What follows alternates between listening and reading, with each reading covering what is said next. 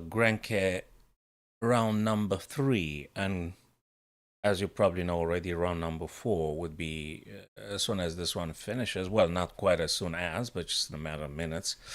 Good stuff. You wanted to see Magnus playing Dingley Ren. Now probably it's the only occasion you've got, because they're not going to play in classical chess, but they're going to play um, this format with which Magnus is happy. And by the looks of it, there is nothing incredibly surprising that might take place here. Looks like it is a draw now. I reckon the bishop needs to drop and defense. Yeah. Did he do it though?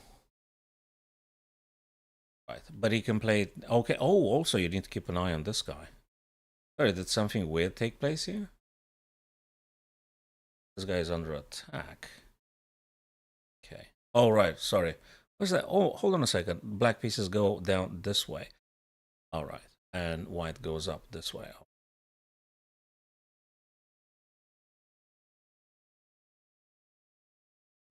So that's Dingley Ran Magnus Carlsen. Ding is playing with black. They drew or something. Dingley Ran, actually, it says the first one, so that should have been. Okay, let's just revert now to MVL here. So MVL is wait a second, what's going on here? Daniel is black, right? MVL is white. MVL is white.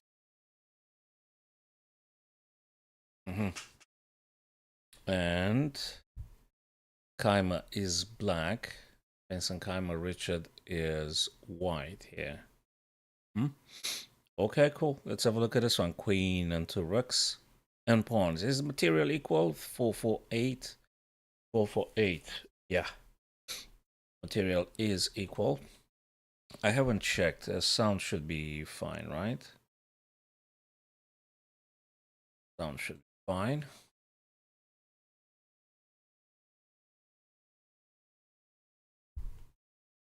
And also, I haven't checked the other platforms. I guess they just go right there. Okay. If I'm correct, I guess white would like to push this guy forward, just to disrupt those pawns and to try and infiltrate a little bit.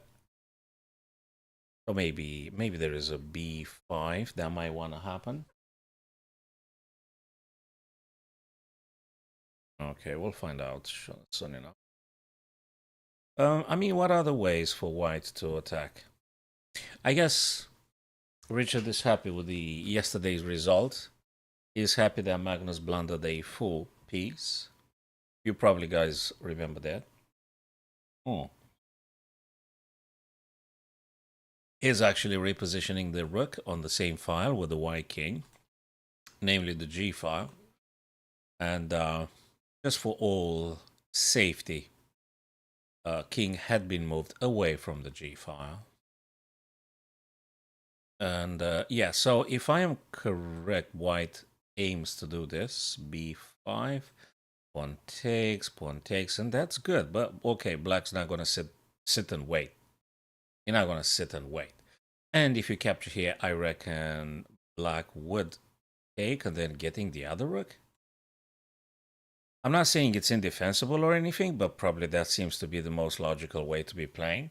You don't want to wait for the other person to do whatever they want. You need to come up with something yourself. So I guess that might be one way to behave here. That might be one way to stuff here. Whose turn is it? Richard's turn. So what do? Do you take, right? Or do you play f3? Just asking for a friend. Oh, you play f4. So you got quite a few candidate moves here. Captures, f3, f4. So you guys, you could feel free to tell me what would you personally play here. f3 or e takes f5. Let me refresh the page. I don't think he actually do it. I don't think they actually do that. Yeah, he didn't do it yet. So feel free to tell me your candidate move, guys. If you see something, okay. But I reckon black's going to push down this pawn. getting a lot of space. And I thought actually white wants to keep this battery here for b5. I thought. But I could be wrong. So actually he played the rook. Okay, I understand. If they take, you're going to take it this fashion, and rook's going to make a bit of pressure on this guy. Okay, I understand all these ideas. I understand. But I thought you're supposed... Okay, what if black actually plays f4? What if black plays f4 and pushes the pawn down like this? So queen is being attacked, right? So queen's got to move. And if you, oopsie, and if you insist staying on the third, there might be even more pressure. And then maybe you've got the other rook coming and replacing the g6. So, well, not as long as f2, right? So that have to be moved somehow from black's perspective. Sure, okay. So they go here, you go here. Well, can you double up like this? The idea is to get two rooks attacking on the g file, I guess. Let's find out. We'll find out soon enough. Soon enough. So we're gonna see Magnus playing Dingley Ren again. They play the same person. I wonder what they. Another guys. Okay, we'll find out. So there might be a plan. Now, Vincent is like 4 extra minutes. 4 extra minutes. What would you play, guys? Would you push this pawn? I like the idea to push the black pawn here. Am I missing something?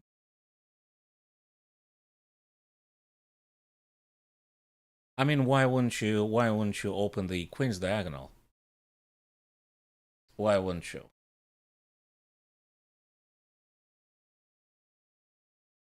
Or do you want to take and get the other rook here? That might be another idea. So there are a few ideas for black now. That's why he takes his time. Kaima here. You could push the pawn. You could take the pawn on e4, clearing the way for the f rook to coming into action. But he played the queen, not revealing his intention about this pawn. I mean, he may push it, he may take.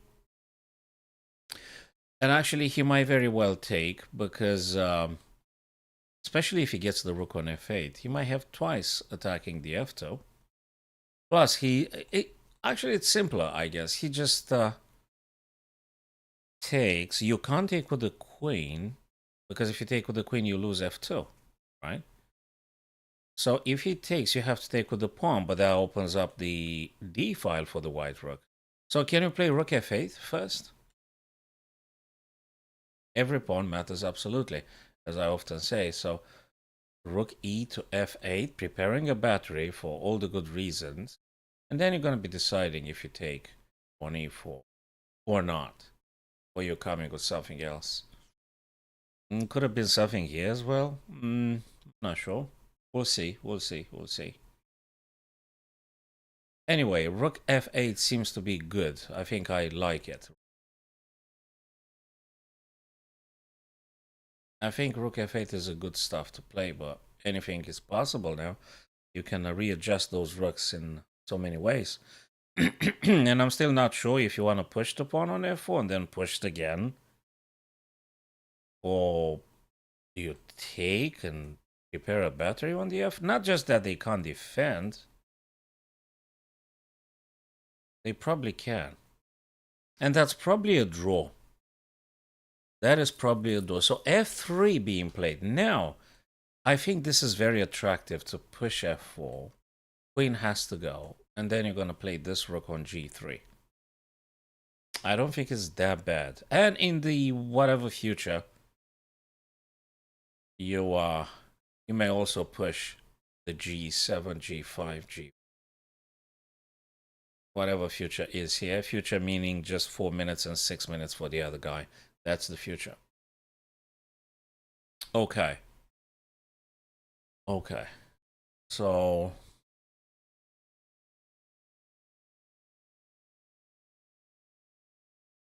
So if you people have other ideas, let me know, and I'm happy to look at those as well. So there's going to be another round after this one ends.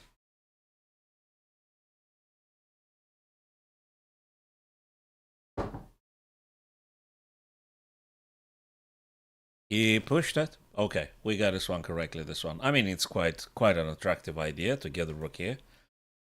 Then pushing the G and try to undermine those two pawns. I don't think that's a bad one. Not bad at all. I mean, this one for this, may push the H and then push. I know it takes like a couple of tempi, but what does white do? White probably the only counter game, I guess. It's unless you are seriously targeted here, which is not going to happen for a while after you play the queen. Okay, you play queen f2. Probably prevent a pawn advancement or something, maintaining the queen on this diagonal.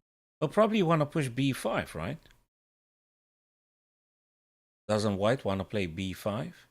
Again, guys, if you go on LinkedIn, if you're visiting on LinkedIn, I can't read any messages. I can't read the messages on LinkedIn. So you gotta be, guys, on YouTube, on kick.com, or Facebook today, so I can actually see and display your messages in real time. Yeah.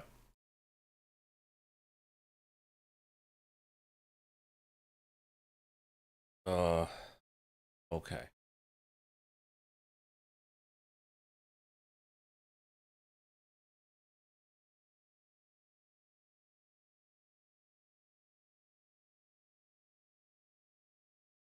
Okay, 4 minutes 20 seconds for Vincent.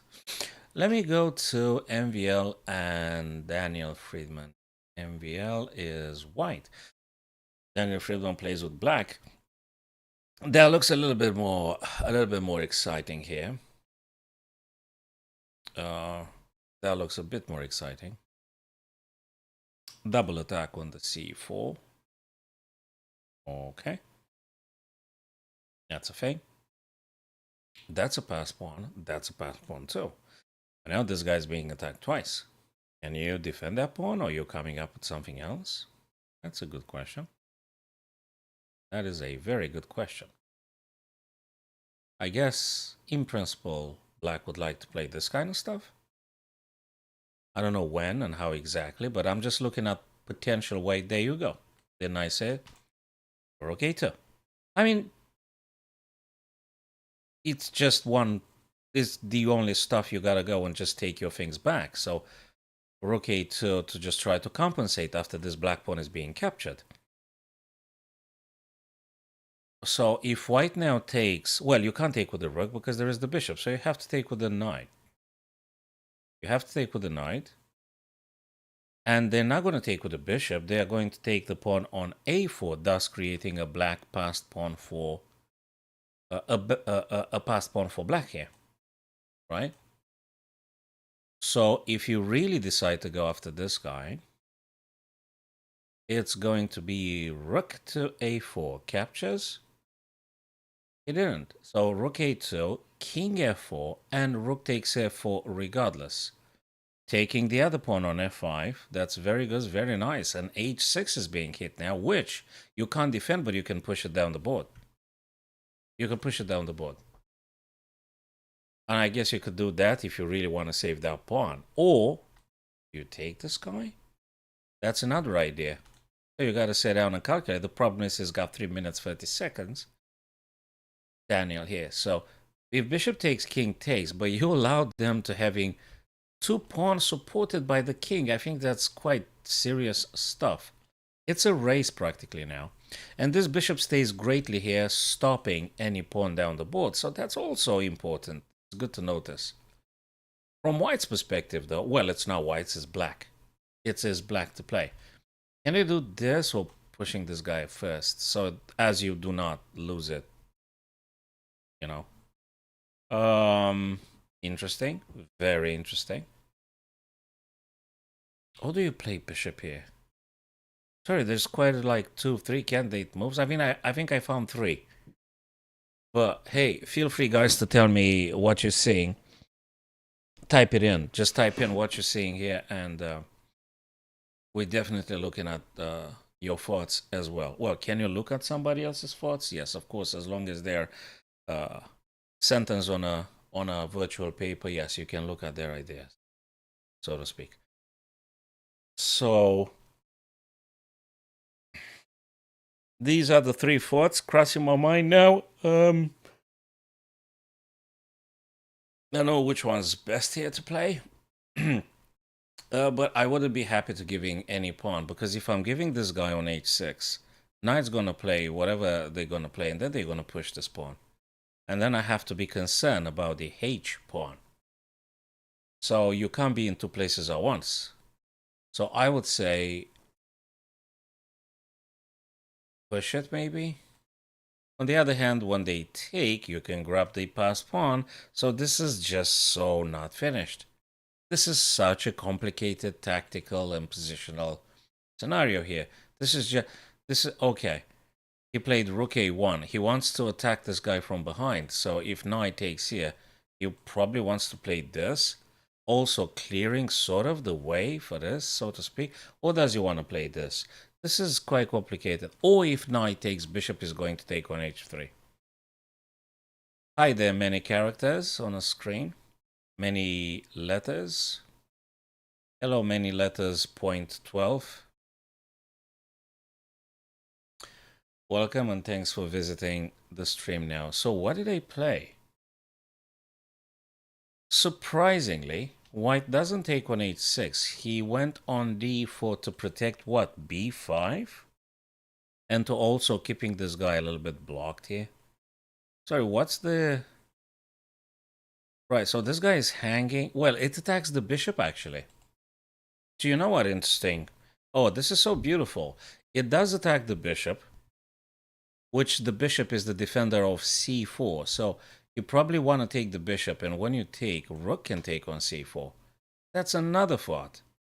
My God, and then look at this. And then you have to move the king on g7. This is a lot. There is a lot of ideas. 6 minutes for MVL and not so much time for Daniel. I mean, you really have to looking at this, because I think the game is being played. It's being decided right now. So let's look at our friend's idea. Bishop d5. Yeah, I did say bishop d5 like 5 minutes ago or something. There is definitely one way to play. Refusing the trade. So they can't take what doesn't exist. So bishop d2, further protecting the pawn. And that gives black some decisions. I mean, you know, you could play some other stuff. I guess, yeah, that makes a lot of sense. I guess you want to play maybe this and this, but that will expose the king. All sorts of checks and things. Not mentioning this guy is completely it's completely for grabs here after rook h1. So yeah, bishop d2, point 12. Bishop d2 makes sense. It does. Absolutely. Yeah. It is a candidate move, and it could be very well played. I agree. I agree. Yes, indeed. Thanks for your thought. Makes sense. I think I like it. I think I like it. And the bishop on d5 also sort of like activates itself on the h1 b7 diagonal, which is not a bad thing. Keeps an eye on the e6 because they already got a pawn and the bishop itself. I don't think it's a bad idea. Not at all. Now, if that's the best idea, I don't know, but definitely is very playable. Nice. I like it. Yeah, guys, please do tell me everything you see here, because I think it's a great tool for improving yourselves, and it's for the common good. Everyone learns from it. I also tell you everything I can understand out of every single scenario we encounter. Yeah, totally. Let me look 325. 325. Okay. Isolated on the H. But that triple connected pawn structure here, that's something. I guess if king were to make it on E3, you could actually keep pushing. Well, I suspect they're going to be checking you, but you can attack it with the king. I don't know which way is best. But those three pawns connected, marching up the board, so to speak, as I'm looking at it now, I think it's something. Not sure that's the best plan, though. But there is something. It's very interesting. Round number 3 today, guys. GRENKE Open and Classic, they said. 45 minutes for each player with 10 seconds increment each move. That's the format, they said. If you came now, you just quick reminding that Ding Liren and Magnus drew. We can perhaps quickly peruse through the game for the break, during the break, because it's gonna be a fourth round also today. And I guess with the help of another cup of tea, I'll be able to um, utter some meaningful sentences. Okay. Hey, Bishop d5 had been played, pawn 12, as you had suggested very well. That makes a lot of sense. You refuse to trade to give away your active bishop. That's what we call a very, very powerful active bishop. Nice, that bishop. You can't trifle with the knight. Knight also, I think, in this position is fairly active. The position is complicated. They got many squares they can go to and jump around and stuff. So I think this is very instructive and very exciting at the same time. So this white pawn is defendable only by the knight, right? Now, if they were to attack, well, you can move the knight, which could drop the king. But then the rook plays f1 attacking. Yes, you can just drop down here. Attack the rook, defending the sky like 3 times. Okay, interesting. All sorts of good ideas. All sorts of good ideas. Yeah, but bishop d5 definitely. And it was played. It was played indeed.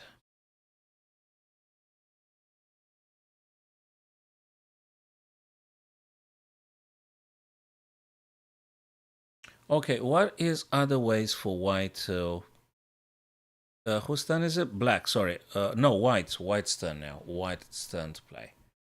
What are you supposed to be playing now? Do you do something very unorthodox, like king going for the h6 pawn? Can you go for the h6 pawn?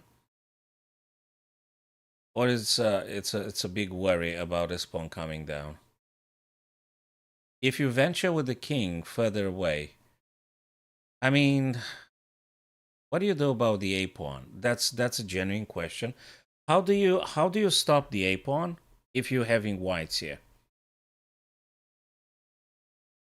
I guess you could pull a knight c2 at some point, right? And the rook here. Guys, this is actually quite complicated. It doesn't look very straightforward. It's actually quite convoluted. It is. I guess knight c2 could be one of the ways you could try to address the a pawn coming down the board. Is there anything else? I mean, from white's perspective, yes, of course, king can try to march on for the h6. Maybe. You have to be careful about the e5 pawn.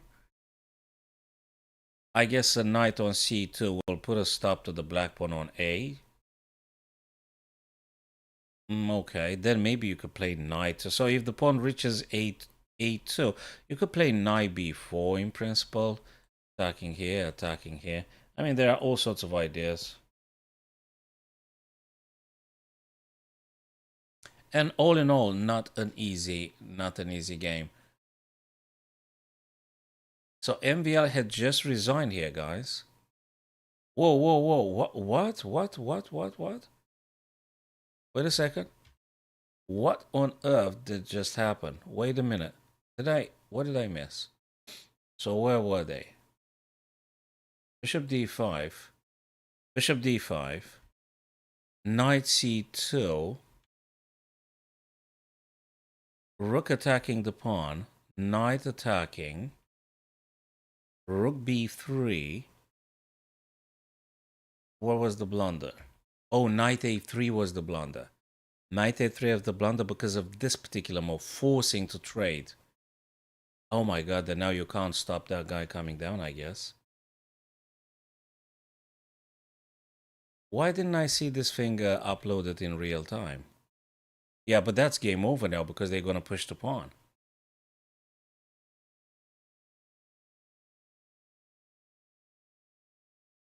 Right, so he just resigned. It's just too much here. Right, I don't know why they didn't upload the moves in real time. I mean, it's like I didn't even see what they were playing. Oh, that's weird. That is a bit weird. Okay. I don't know what happened. I thought they were supposed to actually upload the move on a screen. I didn't see it. I didn't see what they did. Okay. King H8 here. So that's Richard White and Vincent Black. Interesting. Is this a draw? Is this a draw? Oh, they're moving fast. They didn't even... Yeah, because if players move very fast. Queen c1 because queen c1 defends f4. That's for one. That is for one. Now, can white go for... Well, you could do many things. You could have checked, then coming back. Plays a bit more protective. That's a check. Which way do you go? F1, E1, G1. G1 for H2, right? Probably. Probably. It could be. And we are going to go to get a coffee and they'll be starting it. Okay, so he looks... is it me or Vincent here just wants to draw? Play it like a perpetual or something? It might be a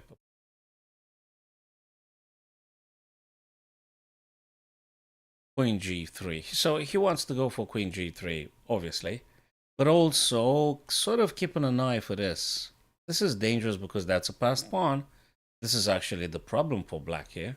If I interpret this correctly, it's the white passed pawn on the E file, which Richard wants to push it for sure. Now, after this check here, you have to move. And if you go here, they're going to check you again. So I think given the fact there is a passed white pawn, black simply wants to do perpetual check here. That's what it is. They want to do perpetual check. Can you stop it? Well, check first. They do check first. King has to move. That's the only move. And now he wants to play a check with tempo. Oh, that's such a sweet little idea. Check. They could go here because if they go back, I might be able to block it like this. That is very interesting. Very interesting. And if there is any danger, you're just very well moving quickly to c4, holding on everything. I'm not sure if that's enough for winning, though. But definitely it's an idea. So now Richard can block with a queen, because if you go back, gonna be a perpetual, guys. Oh no, there's discover check, but you don't have the time to actually do this. You gotta move out of check. And that's gonna happen then. Yeah, so they draw at this stage. Okay, I'm gonna put a puzzle right on the screen, and I'm gonna go make another quick tea for myself until those guys will be coming back. So you can think about this move, guys. Think about this move. Let me go get a beverage. You can get a beverage yourselves and think about the current puzzle, and we're gonna try to solve this together. Okay, let's go get that beverage now before Magnus actually returns and the rest of the gang to play round number 4 in the GRENKE Open and Classic. All right, let's get that drink done.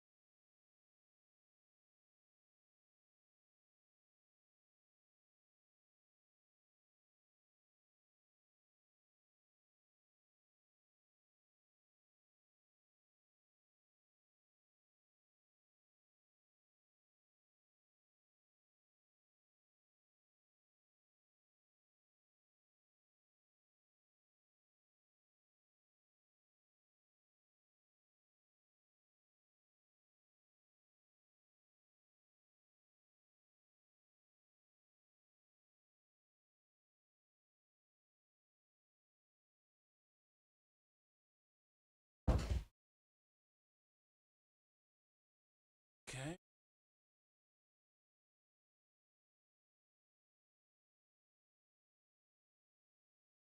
All right, people. So we back now.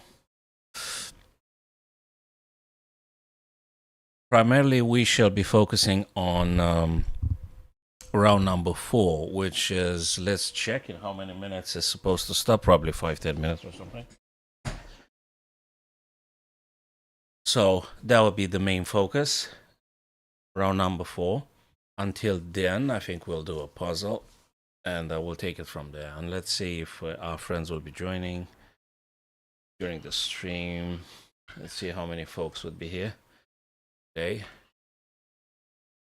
Fix myself a cup of coffee here. It's a quicker one than making tea. That was it.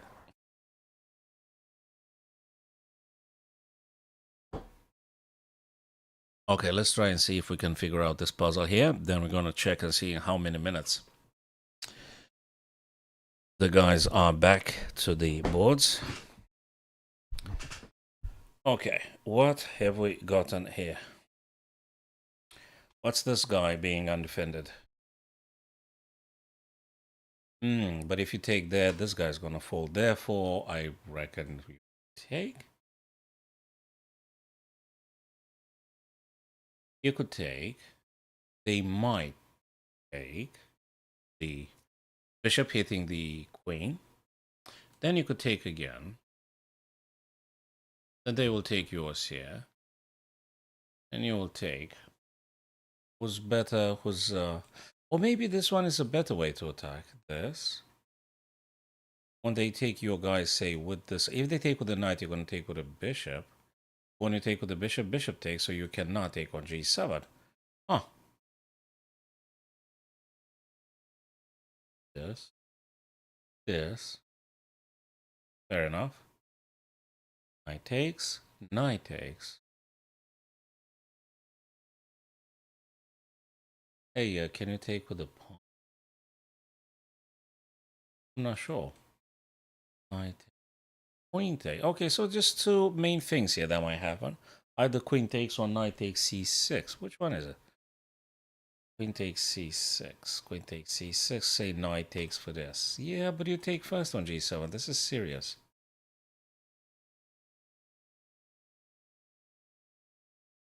So I'm really looking into queen takes g4. Knight takes d4 for c2 and stuff. You don't want to take because then I think bishop takes and it didn't do nothing. I mean, you can't take g7 if g7 is the focus. So queen takes g4, knight takes d4, threatening c2. That is correct. That is very correct. Then can you take g7? Threatening rook. Rook plays f. And then you take the knight. I think it's kind of forced, right? Queen g4, knight takes d4, queen takes g7. If they go c2 check, you're going to move the king where? E2? You're gonna move e2. They're gonna take your rook, but you're gonna take the rook with check. This is just so far from over, but c5 is also sort of hanging. So if I'm correct, I think queen takes. Yes, we were right about it. Just that black didn't take with the knight. I thought that was actually the most problematic move. Now I think we're going back to what we discussed, and we don't take on g7 now because there is the bishop defending, but we could and we should take with the bishop. Knight takes, and we just revert back to what we discussed, right? Or don't tell me, do we play castle long now? That doesn't make any sense. Well, it does. It does.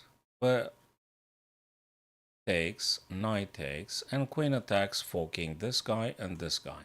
If knight c2, just let's say I'm moving, and they take the knight take. Okay, come on. It's bishop take, right? Please say yes. Yes. I mean, they are tricky and complicated, and you gotta properly scrutinize. Okay, let's go back and check now when people are going to return for round number 4, that is. I hope they won't be staying too long. So guys, let me... No, that one has been finished, guys. Round number 4, exactly as I told you, people, starts in 15 minutes. We're talking about round number 4 in 15 minutes. Okay, leaderboard looks like Richard has 2 points. Magnus 1.5, Ding 1.5, everyone 1.5 except MVL, who's 1 point. So Richard is in the lead because Magnus yesterday blundered the full piece. So that's what happens when you blunder a piece. And many other things. Okay, so they will be starting in 15 minutes. That means, guys, that means we have time maybe for another puzzle. Overview, yeah, that's fine. Actually, wait a second. What's the... Oh, I wanted to see the pairings. Is he playing Dingley Wren again? Because I think many people are interested to... Hello, Simpson. Good to see you. Good to see you. Yeah, we are all learning now. And I'm happy to see Magnus playing Dingley Wren. They actually did play a game today. And, you know, everyone is actually was asking, what if Magnus were to play Dingley Wren in the World Chess Championship? And in today's round, Simpson, they drew. So we can look at that game if you want, if you guys want to. We've got 14 minutes left. So we can revisit Dingley Wren, Magnus Carlsen. The game they just played a few minutes ago. They finished the game some time ago. And okay. Or we can just pull a quick puzzle. Or, Simpson, if you want to analyze some of your own personal games, you could just very well tell me. And we'll do that. All right. Shall we try another puzzle? I managed to do one correct puzzle today. And maybe now with your help, people, maybe I can make another one. So let's see what thoughts spring to mind here. So king is in check. And if you are in check, and if it's rook hitting you right next to the king, you gotta move up and down. Well, up would be here, but down means two things. Down means d6 and c6. And it might make a huge difference. Wait a minute, is that all? Yeah, that's all. That is all. You have to move king out of check. One would assume if you go up, you also running into other check, then you can go up again, and they could check you again. And if you're moving in this fashion, you're not going to make any bit of progress. My first understanding, I might be wrong, but I'm just saying, my first way out of this repetition, because we're going to draw. Simpson looks to me if I'm going up, rook's going to check, I'm going up, they're going to check, and I'm going to be just in a state of perpetuals.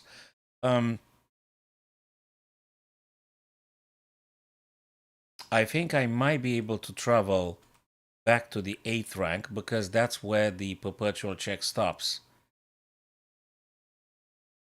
one way. Another way would be to go via this and finding protection, shielding from checks uh, based on the c4 pawn. So either this or this. I mean, it could be. It could be.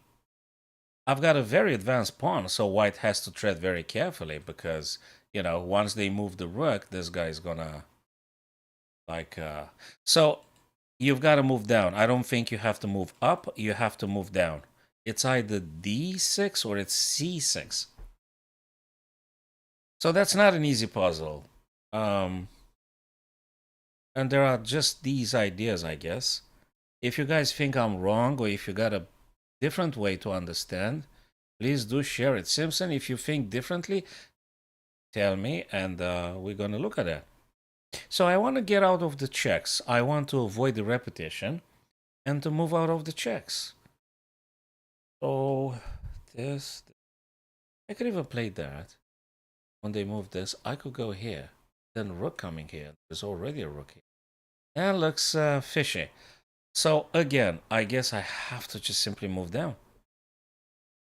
Simply, there's no more checks. After king hits d8, white doesn't have any other checks. And yeah, when I'm moving king to d6, they either check your king or they move the other rook out of being, you know, captured and stuff. So king to d6 will force white to either check you with the same rook or move the rook on the e1 someplace out of danger. Now, yeah. So I'm going to go d6, but heck, could it be c6? If they check, I might be going here, and if they check again, I'll go here. But then they check in this fashion. I think I want to go down, down, down, down, down to the 8th rank.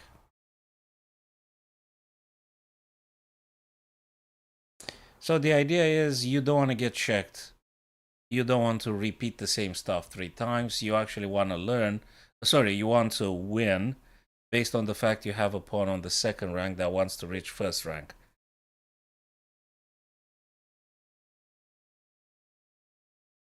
So let me highlight again. 1, 2, 3. Which one is it, Simpson? Which one would you personally go for in this position here? And we are going to see again Magnus, MVL, Richard Report playing. But until then, which way do I go? I would say d6. I would say king d6. What do you think, people? Shall we go d6?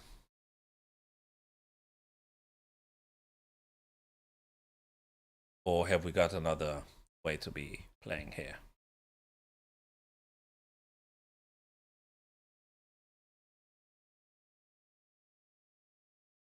d4. Okay. And after check with the rook on e, where do we go exactly? Up. And if they check again, where do we go? So if I go d4, looks like I'm going to be like forever checked by the same rook. I'm not sure where exactly am I going to go. So here, check with the rook from the e file. From the from e1. And you have to go, and then they're going to check you again. And you have to go back. So that's a repetition, Simpson. White is going to draw. You're not going to get out of the checks. d4, rook e4 looks to me, I mean, that's the only way. And then they're going to check you again. So I think they've got a threefold repetition here.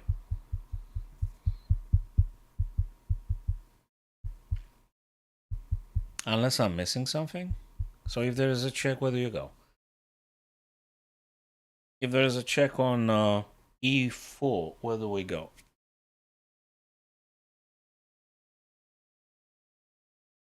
So I hope I'm correct, and I'm going to play d6, but it could be c6 as well. The reason I'm advocating for d6 is that I could travel on d8 and not getting checked. Well, I could get checked though with this guy.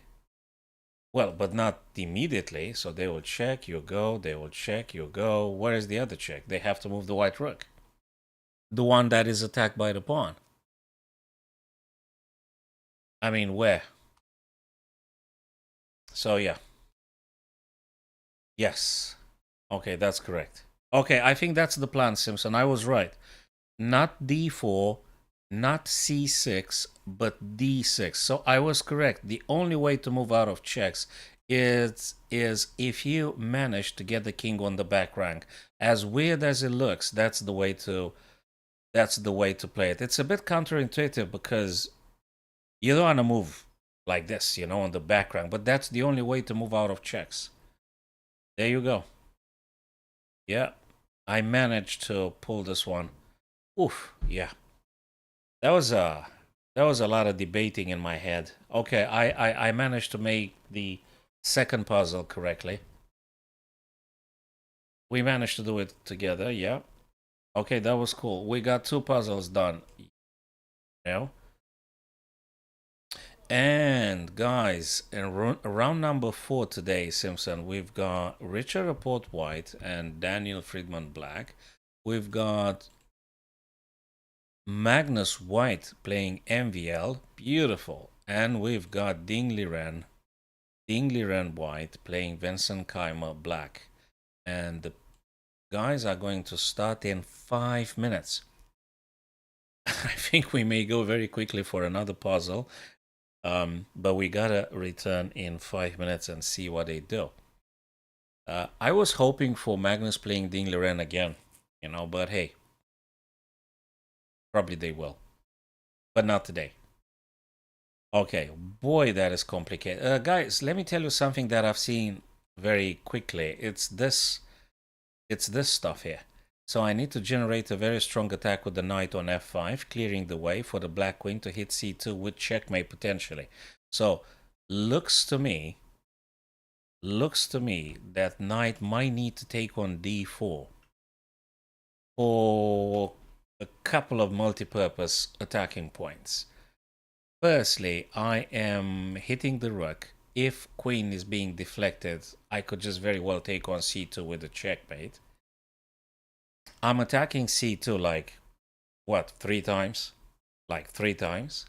But more importantly, I'm attacking the rook. Now, rook might go here, though, mind you guys. But if the rook plays c3, I got the other guy with the check, forking, king, and rook. So I think this particular puzzle, which probably on Leeches, it's been taken from a real game that has been played online by various people like you and me.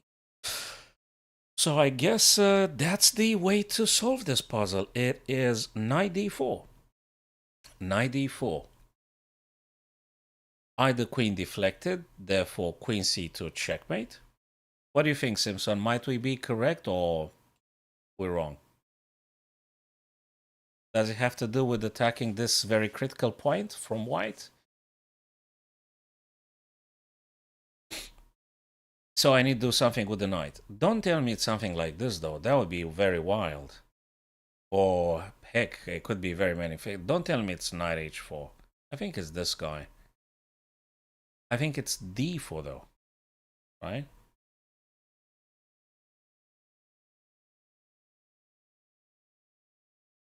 You know, the more you look at it, the more you start to self-doubt yourself. Let me tell you what's the virtue of knight h4. I think it's one of these two guys. It's one of these two. But knight h4 also, it's a cool move because again, deflects the queen. If queen goes, you're going to deliver checkmate. There you go. c2, queen checkmate. Done. No, it's not knight h4. Yeah, I mean, it could be. If bishop takes again, you deliver checkmate. And there's quite a few things. If knight h4, rook c3. Oh my god, you could take actually queen takes g5 check first, and then you're gonna play knight a2 forking.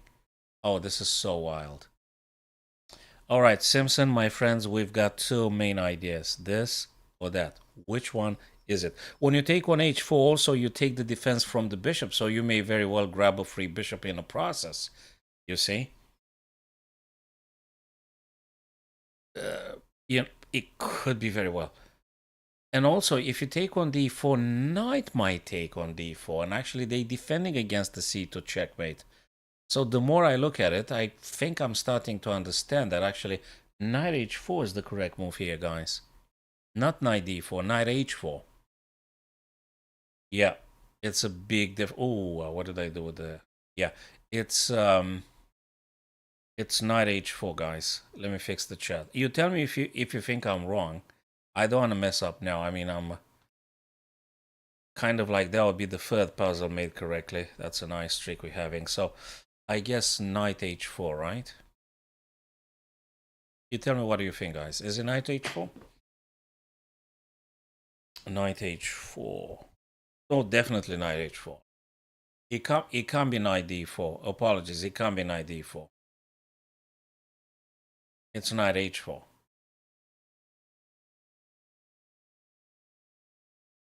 Yeah, it's knight h4. I'm gonna play knight h4. I'm gonna play, and I think that is correct. Yes, we were lucky.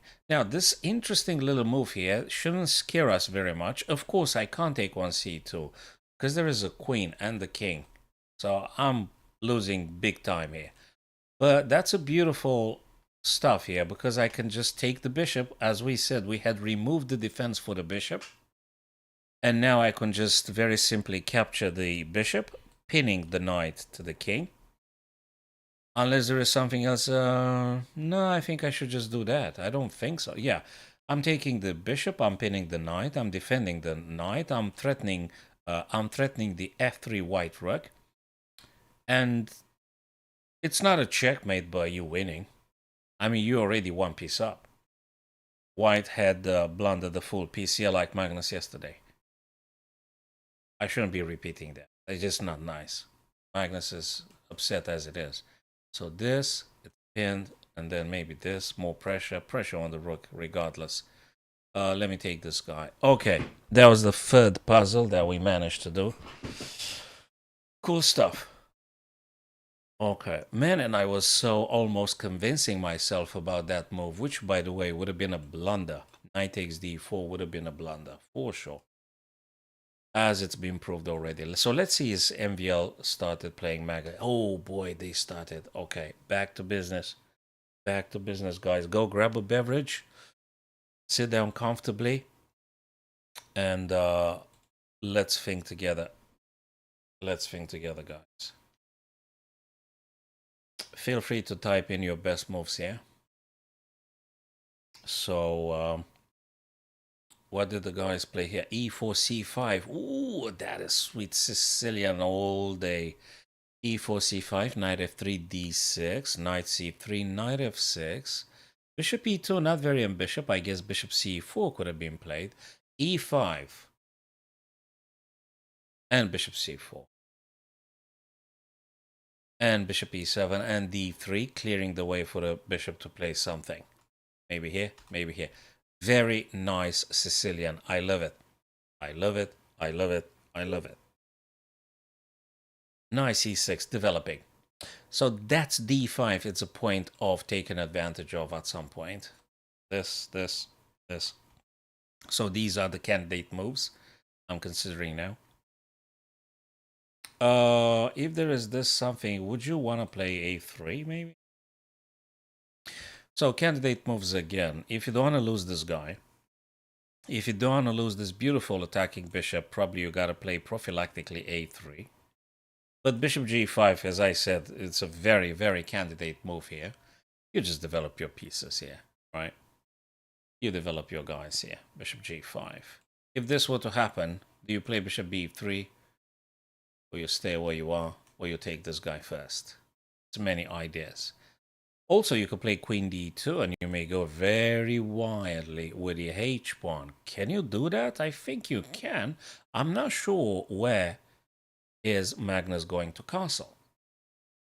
I'm not sure. Because once he plays queen d2, he can do long, or he can do short, or he can do none.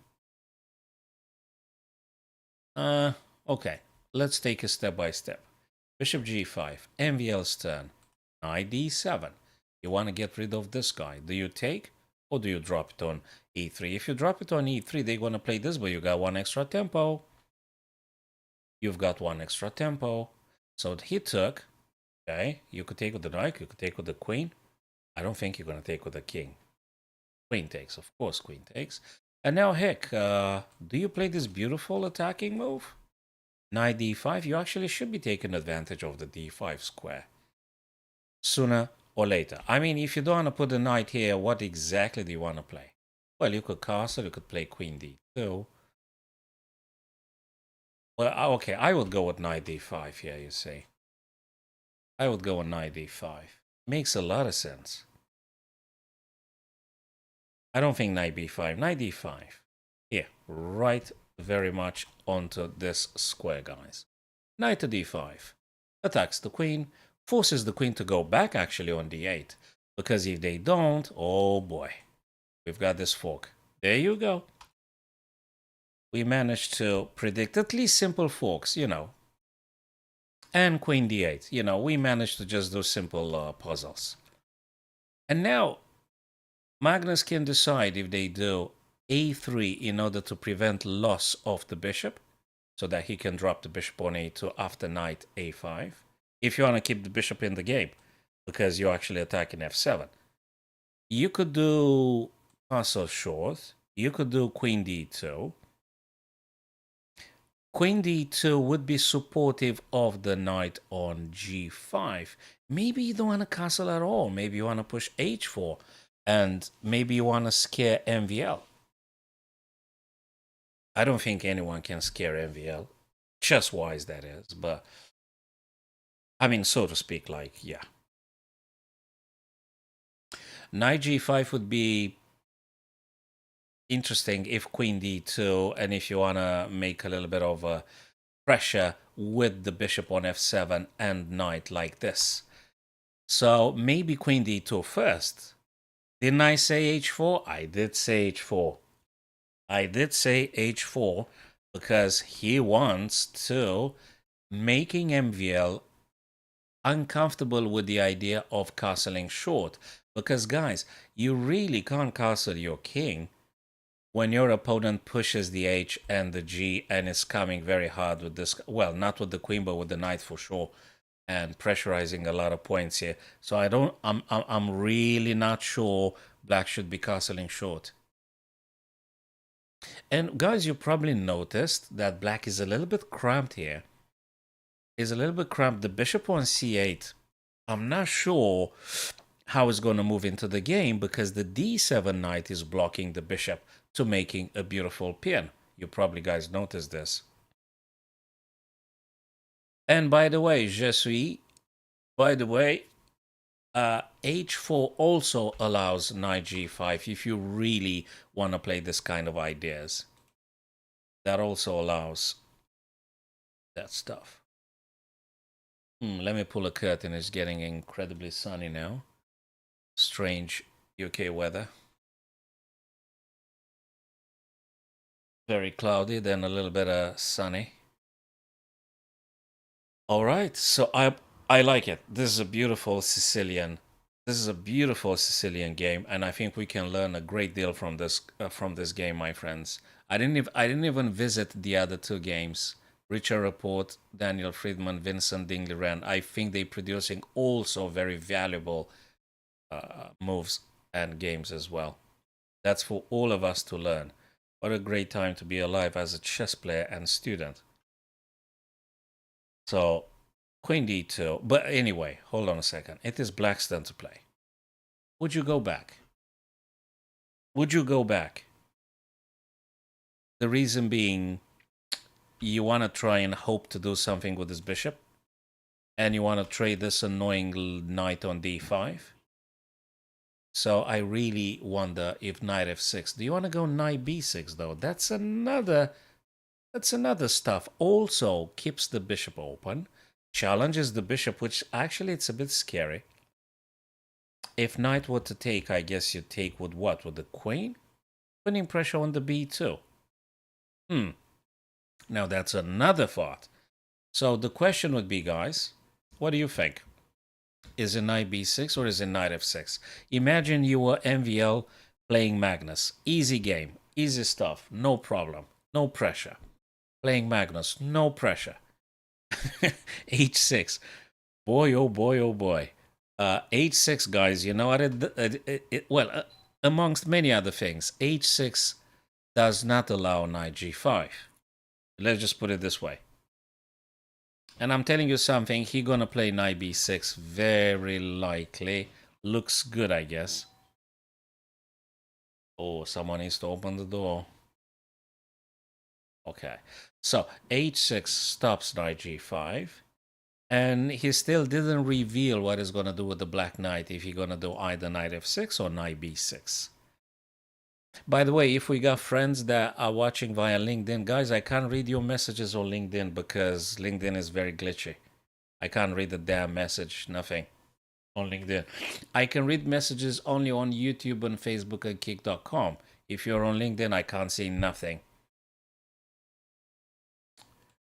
Okay, so we've got a new message from our friend. So C3 being played. By the way, this is a theme that means you're not going to be allowing the knight on c6 to come on d4 or b4, and also could be potentially pushing either b or d pawn in the future. So it's a pawn break. It's a pawn break. Okay, so other ideas: king f6 because if trade, rook b6, rook active. Huh? So you are opting theoretically for king f6, not king b? Was if trade pawn rook active? Ah, I got your point. I got your point now. Je suis confiné. Yeah. That's a deep thought. That's a deep idea. I like it. Yes. Mind you, though, there is a bishop, but I think your idea is good. A very good idea. That's why it's good to having you, my friends, because you guys see way more than I see. So this is a very good point. Thank you. Yes. Knight b6 could have been if knight takes, you take with a pawn. But anyway, having double pawns here, it's not that attractive, is it? It's not that attractive, isn't it? I understand what you're meaning. I fully understand about having the A file open, but it's not that having double pawn on B. I don't know. And if you consider some queen attacks in the future, it's debatable. You've got a point in what you said, but I think it's debatable, the idea. Anyway, knight f6. I don't think it's fundamentally a bad thing, because also knight f6 wants to perhaps get rid of this guy. He invites the bishop to make a pin. By the way, why do you think that Magnus played knight f3 to d2? If there is a bishop g4, I am going to play f3. And that's exactly why he dropped the knight on d2. I hope you guys agree with this one. And if you don't agree, that's awesome too, because probably, again, you've seen more than I saw. So knight d2 means there is no knight g4. Well, it could be, but he's going to react f3. Is Magnus going to castle? Heck, I don't know. I don't know if Magnus is going to castle today. Do you think Magnus is going to castle today? I mean, in this game?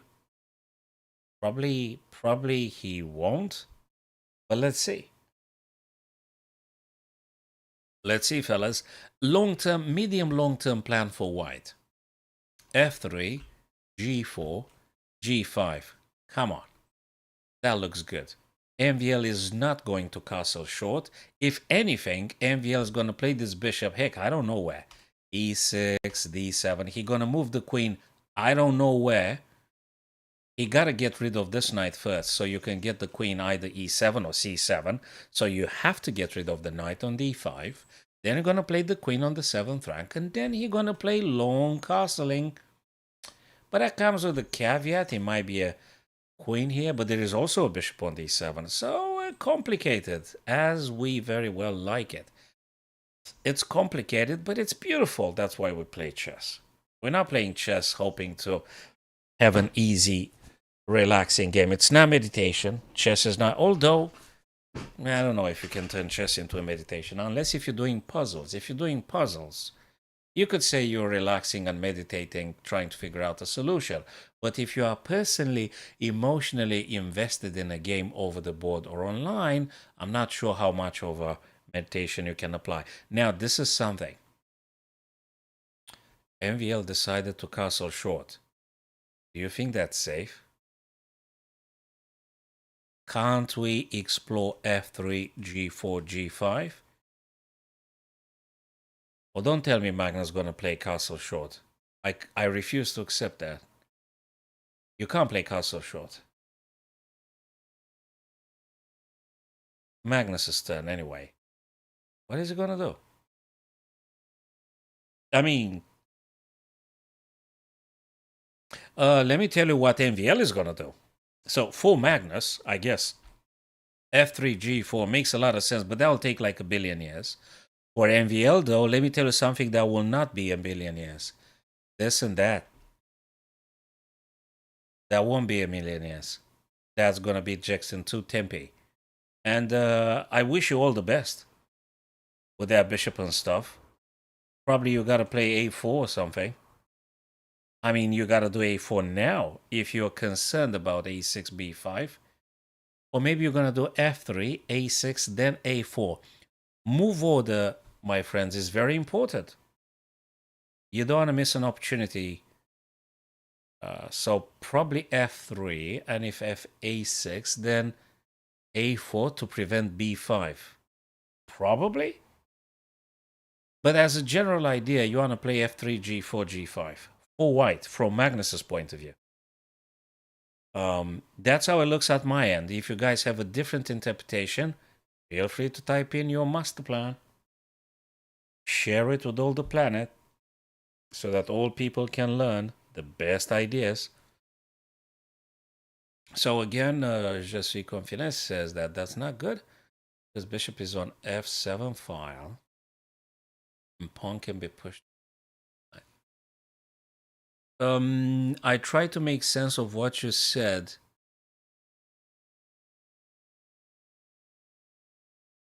From Black's point of view, you may take this guy at any point and then just play bishop e6 and you got no problem with the bishop on c4 anymore. Just very confident. I think if you just play this one, I think it's kind of solved, so to speak.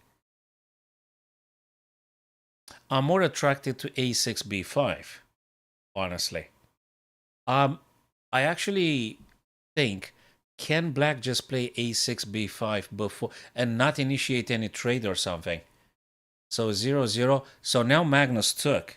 f6 and MVL takes back. A bit of pressure here on f2. And Magnus readjusts the knight. Does he want to go back? Oh, he is a very, very resourceful player. Knight e3. Those backward moves, guys. It's knight e3, knight d5. He goes back to creating threats. c7, f6. Knight's going to go back on d5 as a natural replacement for the knight that had just been traded. Wow. Beautiful. Come on. It is beautiful. That's what we're looking at. We're looking at... I don't know what Black's going to play, though. He can still go for this, but then you're going to play that one, and it's done. You can't do this because there is the c3 pawn, stopping any b4, d4. That's for sure. And what else can Black play? Hey, wait a second. They could do this. They could do bishop e6. And if you take, they're going to play good f, having a battery along the f file, hitting you twice on f2. It doesn't mean you can't defend. Of course you can defend. I don't know which one's best. Moving the queen on the second rank, you defend f2. And yeah. So bishop e6 for Black, because you have to develop your pieces. you have to counteract the bishop on c4. And heck, you tell me if you got a better plan. Or maybe e6, b5. You could potentially. If you play e6, white plays a4, right? Then you can play bishop e6. Yeah, you can play bishop e6 now or later. I don't think you got a problem with that. Interestingly, moving the king away from the potential pin, that means the f pawn can go down the row, guys. That's the medium long-term plan here. King had been played on h8. Yeah, and I'm happy because 93 announces exactly as I told you, guy. Announces this. I don't think you want to go this way. That's just too much, right? So king moving away on h8 tells us that black plans, amongst others, black plans to play f5. And you couldn't have played it because the pawn is pinned. So king moves away from the pin. Black pawn is ready to marching down. And I think it's good. It's good. It's nice. I like it. I think it's good stuff. MVL's turn. 93 because 93 wants to go to d5. We said that already. Ooh, I love it. MVL really, he really, you know, this is something. This is something beautiful. Can I postpone knight d5 and instead playing queen d5 and castle long? Because this pawn might be quite actually poisonous, which I seriously doubt MVL is going to take. After queen d2 castle long, you don't want to touch the g2 pawn because that's the perfect invitation to getting this very bad boys rooks here on the g file and stuff. So I don't think so. They're going to touch g2. So again, you're not going to play knight d5 now, right? But you could definitely play queen d2. Queen d2, queen e2, which one is which, guys? Queen e2, queen d2, queen c2. Queen c2 feels incredibly non-participative. So I guess queen e2, queen d2, with the idea of castle long and just play it.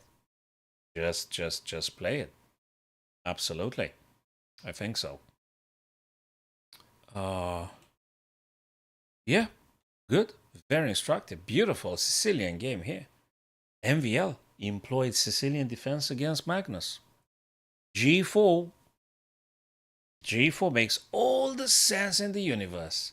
My God, he wants to play G5, and he can play it now. Right now he can play it, right? He can play it right now. Or do you push H first to kick the queen away? And then, oh man, this is so beautiful. Hit the queen first. Queen's got to go F. And then you're going to push. Oh, this is beautiful. Not mentioning G4 also, amongst many other ideas, allows knight F5. Wow, this is so nice. So probably queen E2 castle long. But let's just think about the H5 thought. I think H5 is just so nice. It's just so nice. H5, G5 if you really want to be relentless and not giving the other guy any respite. I think you can think about H5 and then G5. Or if you want to be more prudent, Queen E2. But then you're going to let them prepare their defenses here. So I'm not sure.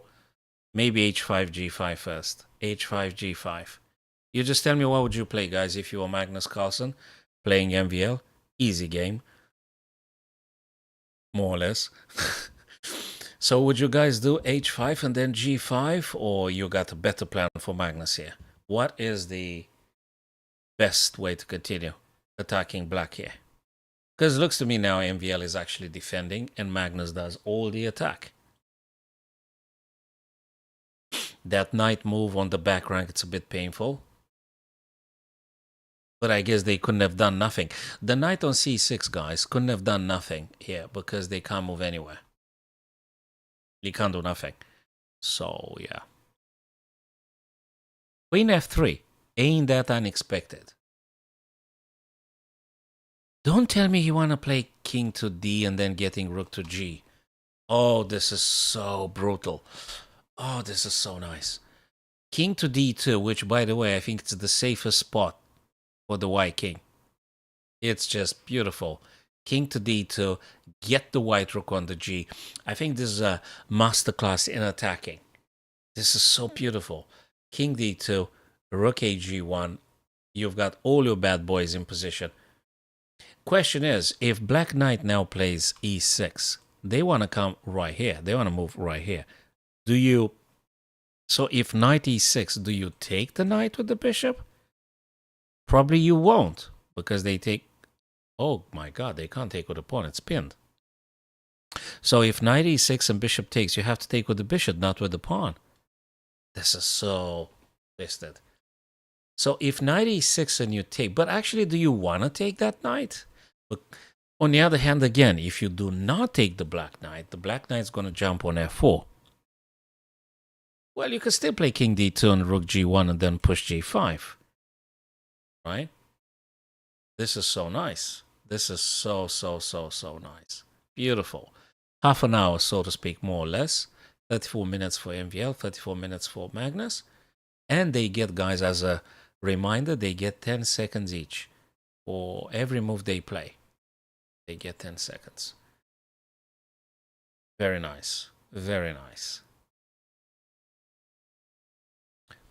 Looks like white step by step builds up a very attacking and very problematic position for MVL, for black here.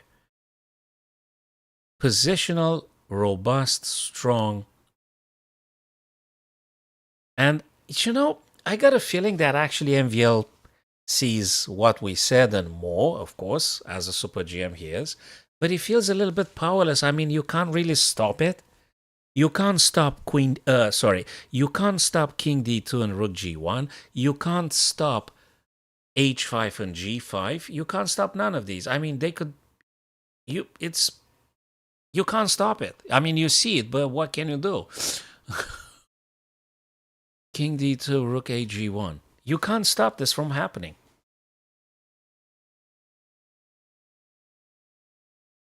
I don't know what the bishop does here. Oh, I know what they do. Bishop d7 serves serves many ideas, because every single move at this stage, LOC to powder, every single move at this stage is a multi-purpose idea. They want to go with the b5. They want to go with the b5 move. That's exactly right. Do you play a4 or do you play king d2 and rook ag1? If it's b5, can you just play bishop d5 and leave it there?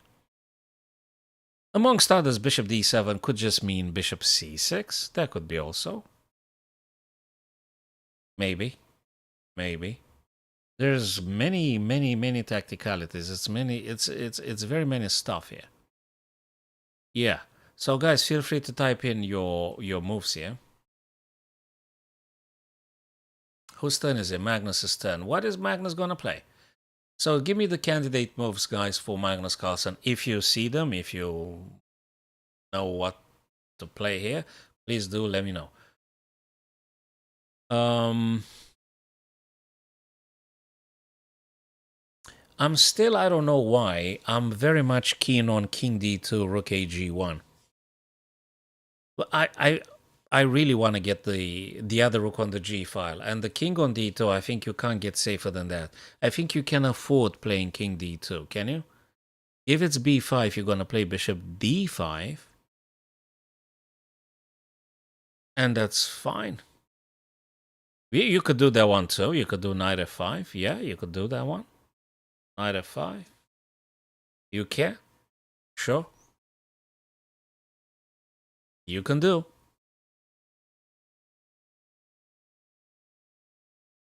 I would like to get the rook circulating on the background. I don't think knight f5 is bad.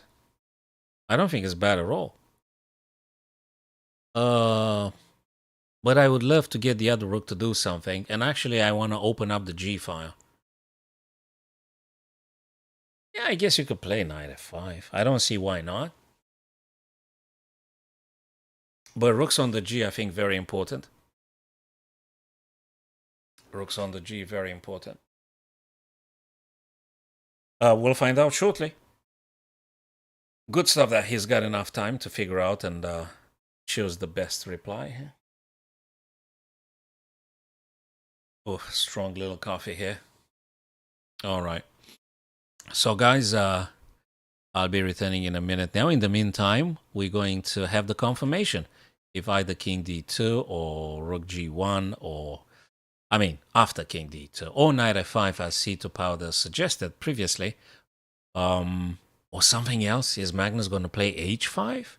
Is Magnus going to play g5? Okay, what is wrong with g5, by the way? What's wrong with this one now? Nothing's wrong. It's just that black doesn't have to take. Obviously, he won't take. And if you take, they take, and then they're going to get a rook here. So I'm not sure. Well, you can't play as long as the knight is on f3, but just saying. Right, so this had been suggested, and I think he's proposing a good move here. So this kind of stuff. And we're going to have a confirmation very soon. All right, people, don't go anywhere, or just go grab a beverage, and we'll be back in a sec. All right.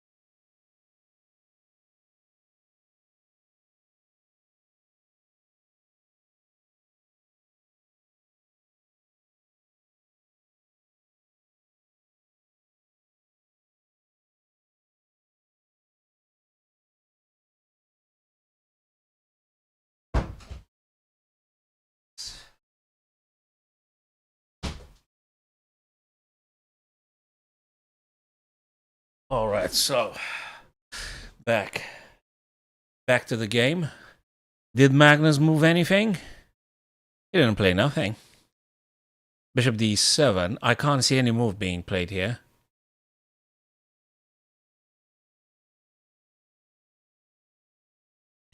What? You suggesting that the queen actually captures the knight on f5 if knight goes on f5? Surely not. Surely not. It's not going to happen.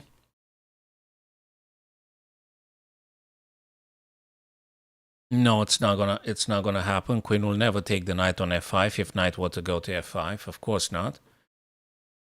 Probably you kidding, you joking. If knight f5, I don't know, maybe bishop takes. Probably you meant bishop takes. If you really want to take the knight, probably you meant bishop takes. To which I'm not sure it's very optimistic because g takes then, and after king d2 you're going to face an incredibly huge pressure on the g file. g5, I did say G5. Black doesn't have to do nothing here. In oh, sorry, in terms of touching the G pawn. Of course you don't touch the G pawn. Now with the pawn, now with the queen. So what I meant by black doesn't have to do nothing, I meant in regards to the G5 white pawn that has just been advanced. But they do something else. They would do something else like what? Knight e6?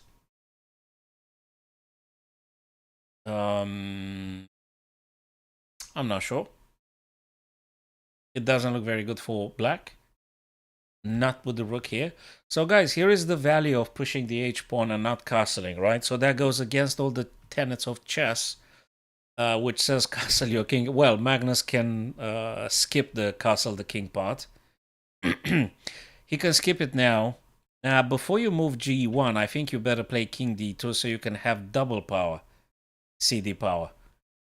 So king d2 for rook g1, double power rook, c2 powder. Yeah, I agree with you in half. I think a white rook is eager to go to g file, but rook a1 to g. Not the other rook, because you need the other rook for the h file where the black king is. So let's play a compromise. Maybe king d2 first. You don't want to put the king, like, I mean, just in as an idea. What I think black will be play out of panicking is h5. That's what I think black might be playing out of panic. You really don't want to take. You don't want to do nothing but maybe just pushing h5. It's scary. It's scary a little bit for MVL. So I don't know if MVL is going to panic or not, or probably he won't. Or probably he'll pretend he's not panicking, which is also a very good stuff. You need to act anyway.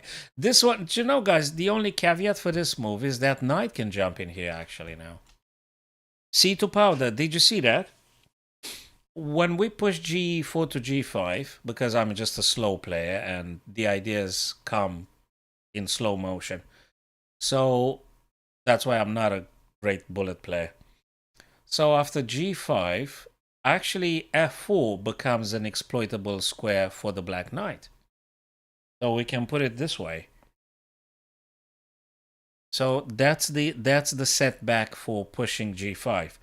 But I think it's manageable because knight f4, believe it or not, I don't think it poses big threat of anything. King d2, rook g1. We don't care really about a knight on f4, do we? So from this point of view, I think it's good. It's good. It's very nice. Oh, yeah. Oh, absolutely.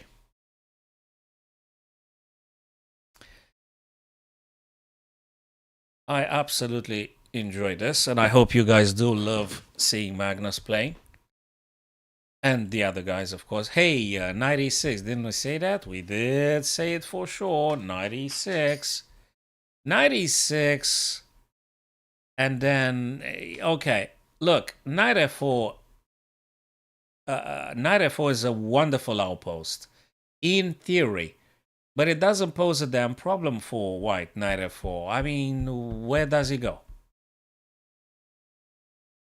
He can't even collude with the bishop h3. There's a lot of... No, I mean, he can play knight f4, of course. But then again, what exactly are you going to do? Maybe you want to do this. You know, knight f4, king d2, queen h5, queen takes, knight takes. It's a plan. But I've got an idea. If knight f4, king d2, queen h5, or do you take the knight now? No, you don't take the knight now. It's a disaster. If you take the knight now, it's a disaster because pawn takes. And then you just lose.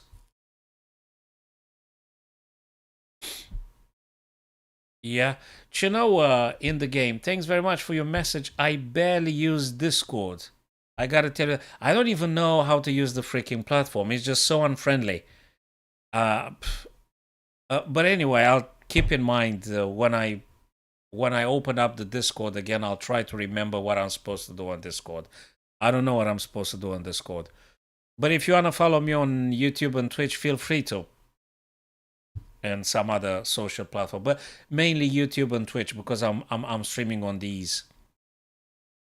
Hello, Anirudh. Yes, long time no seen, but now we've got some Easter holiday coming, and I might have some extra time for some friendly games and stuff. Boy, I need to draw that curtain. It's too sunny. Weird UK weather. Overcast, very cloudy, then sunny, and it's blinding me completely. Okay, so you don't want to take the knight. That's what I think. It's not going to happen. Oops, whoa, whoa, whoa. Did he actually play that? Apologies. No, he didn't. I just misclicked. So you will not take the knight. That's okay, C2 Powder. Thanks for stopping by. Thanks for visiting. Do what you have to do. Don't neglect school or anything or homework, guys. And see you next time. See you guys next time. Tomorrow would be round number 5 and 6, I think. I guess I'm going to go via Twitch tomorrow. If you guys want to follow me on Twitch, it's awesome. If not, that's good too. So, King D2, Knight F4, Rook G. But Magnus does something else. He takes on H. Okay. He takes on H. Pawn takes, and now I'm going to go to C2 powder idea, Knight F5 after pawn takes. Maybe. Maybe. Do you know something interesting? Knight F5, when it's going to be played, also targets this. Controls E7. Pressure on H6, whatever black decides to take with. So Knight F5 would be a heck of a move. Very good. Very good stuff. And then again, well, maybe Magnus gonna castle long. You know, maybe in this particular scenario, it's doable. You see? So G takes H6. Do you play Knight F5? Do you castle long? Or do you do something? I think Knight F5 is very good. Knight F5 is good for so many reasons. Well, there's a free pawn here. Pressure on H6. But also castle long is good. You really want to get the rook on G, don't you? And you can play Knight F5 or Knight D5 later on. Dependable, it depends. Knight F5 I think is stronger because it attacks more. H6 and D6. And G7 and E7. So Knight F5 I think is the ideal outpost for the time being. And now the question is if Magnus gonna castle or play King D2 in order to bring the rook, get the rook. No, Magnus goes for a totally different idea. He goes for Knight D5. He goes for Knight D5. I'm not sure Knight F5 would have been a disaster of a move. Maybe he don't want to. Maybe he don't want to. Knight F5. To see, you know something, guy. Knight F5 in principle would have subjected the knight to a potential trade from the bishop at some point. Whereas Knight D5 means that the knight is not going to be traded in time. So now MVL tries to open up the F. I think makes a lot of sense. You can't neglect this. This is serious. I think Magnus should have played maybe Knight F5 previously. Anyway. Now, really, what do you do with this? Bishop C5 or B5 here. Bishop C5. Yeah, but this one is really scary. I think maybe Magnus didn't take this thing into account. This is serious pawn taking. Yeah, you could take with a queen, but it's not the same. It's just not the stuff. He should have castled. He should have played King D2. Get something on the G. Now what do you do? When they take here and they attack your queen with the rook, what do? You play what? King to e3 and then they're going to take again. I don't know. I don't know. I'm not sure knight d5 was probably the best ever approach for white to play here. We're gonna check anyway afterwards with the software, with the stockfish and things. But then again, yeah, I don't know. How do you deal with that? It looks like it fizzled out. Whatever Magnus wanted to play now, looks like you got a bunch of weaknesses now. You got a problem with the f2 and the queen and the whole f file. Now MVL is attacking. This move was good. This move was very good. Okay, you can attack what? Knight e7, you attack the queen, but okay, can we like what? Hitting here? Then they're gonna take here. Then they're gonna oh come on. I don't know. Queen attacks. Knight knight attacks queen, queen here. And knight takes. Maybe. I think that's the. You don't do nothing with the pawn, don't do nothing with the queen, don't do nothing with the king. You just knight e7 now in order to take this guy, right? Right? No, you gotta play knight e7. No, you have to play knight e7. That's the only move, right? Tell me, guys, if you think differently. But knight e7 is the only move. Knight e7, they can't take your pawn because you're going to take with tempo and black is finished. So knight e7, queen must move, and then you're going to take on f5. It's a little bit weird having the queen on the same file with the black rook, but I think you could then explore king d2 or castle long or something. You don't do castle now, because they're going to be taking and attacking your queen with the rook, with the pawn, f2 being under pressure. I don't think you're going to castle, but with white, I think you play knight e7. Is there something stronger than knight e7? If you don't play it now, when and what else can you play?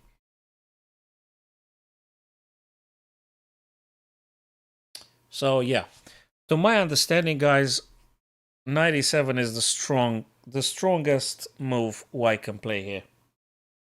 Offensive and defensive at the same time. More offensive than defensive.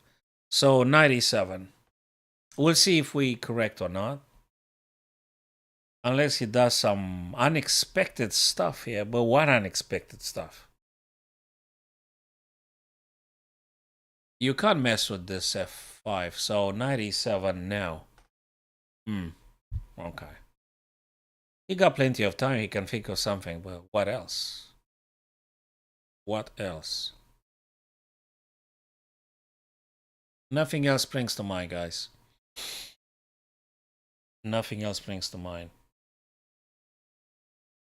Probably that's the neatest, cleanest way to be playing this position.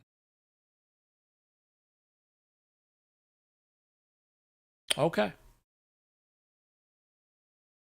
We'll find out shortly.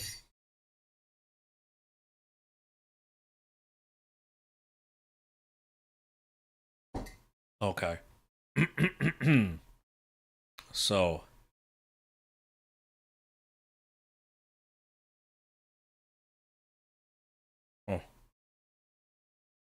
What's the other guys doing? Richard Report, Daniel Freeman, Dingley Wren, Vincent Keimer. Okay, let's have a very brief look at. Hey, Anirudh, you just written something, brother, about the Magnus and MVL. I moved just briefly to Dingley Wren and Vincent Keimer. Let's just have a very quick idea of what's going on here. What is this double pawns doing? Oh boy. Well, it's defended now, but for how long? Oh boy, and if you push, this guy's going to take and everything is being attacked. Well, yeah, you got something, but it's just too much pressure. I don't like whites here. I don't know, but this is incredibly shaky. I think Vincent Keimer can undermine this pawn structure. So it's not even a structure, it's double pawns, isolated pawns on the C file. It can be just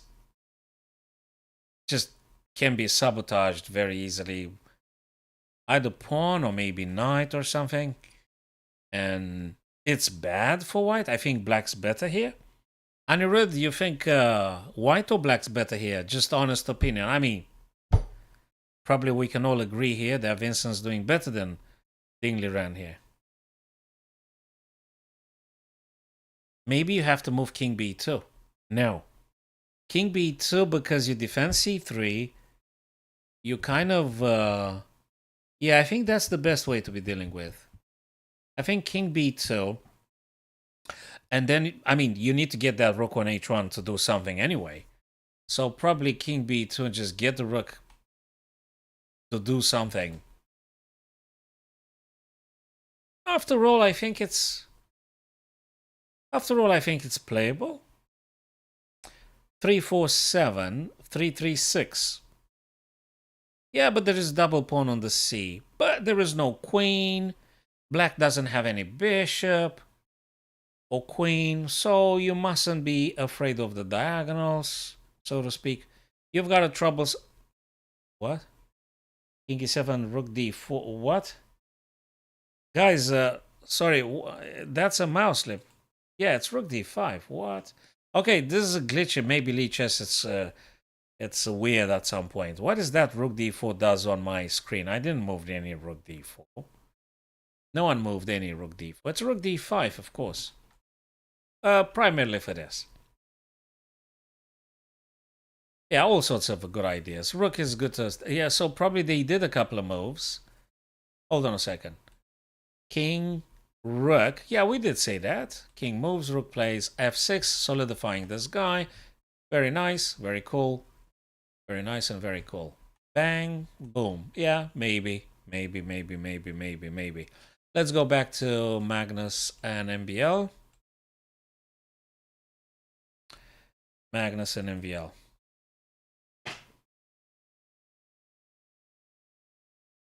Okie dokie.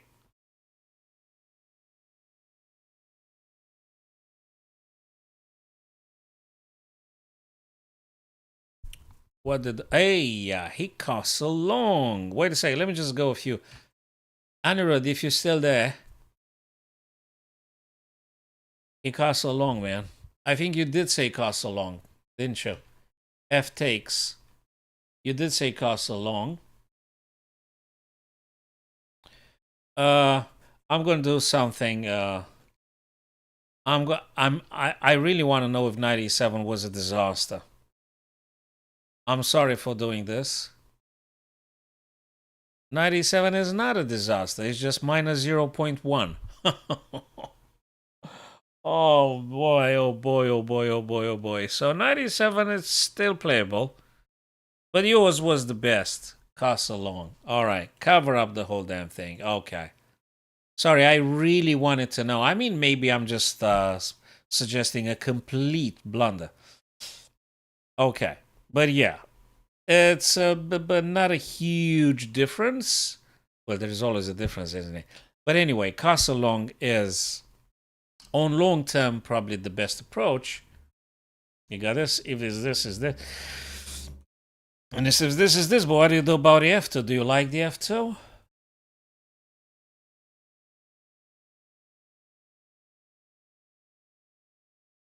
Well, pawn takes, queen takes, black takes, queen takes, pawn captures, rook takes f2. What do you think? Is it okay? Well, I don't think white has got a choice at this point. I mean, if this guy takes here, you have to take, right? Sorry, isn't white losing a pawn here? Pawn takes, queen captures, running away from the rook's attack and things. Queen takes, pawn takes, rook takes f2. What exact? How do you take your guy back? Like, what do you play? I mean, do you have some compensation for that lost pawn? Do you have compensation? Like positional compensation for the lost material?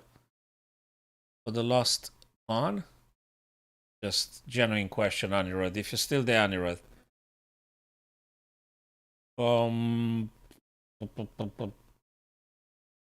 Well, if f pawn takes e4, you have to take back with the queen. I mean, that's forcing, right? I mean, we have to calculate the forcing moves first. So f takes e, queen takes e. It's got to be this way. It's got to be this way. I mean, I tried to figure out how exactly you... I mean, if this guy going to be taken by the rook... Yeah, you got a very nice knight. You've got the rooks, the other rook. Well, I think now you can get the h to go on the g. But boy, oh boy, he actually hits the bishop first. He hits the bishop. Let me tell you something. Forcing move, bishop b3. And it's not quite impossible to see that black actually is going to push c4. Just to open up the stuff for the rooks. Because that's where the white king is. That's exactly where the white king is. So you may want to just open up the whole damn thing on the B and C file. Why not? This one always is an option. And MVL didn't panic about that H pawn. He didn't panic, and look what it does. Look what it does. And amongst many other thoughts, bishop b4. Even this one is to be considered. I know you're going to take it and stuff, but if you take with a pawn, then there is an outpost here. And that's horrible for white, so to speak. So if the c white pawn captures, the d4 becomes exploitable. For the knight, that is. And that's really problematic. Combined with the opening the f for the rook, that's a storm coming. But, okay, let's simplify stuff. Can white just play a rook hg1 now? I mean, let's just attack a bigger piece. Of course you can. And I think you should. You should do this.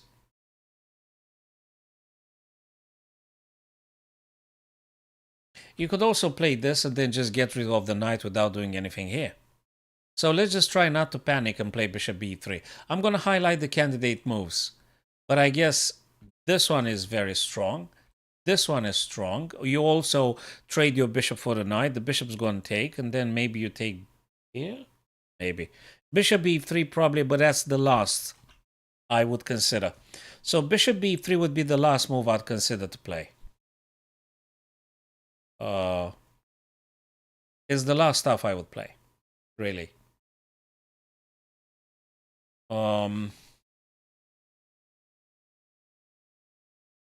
So these are the candidate moves. If you guys have different ideas, let me know.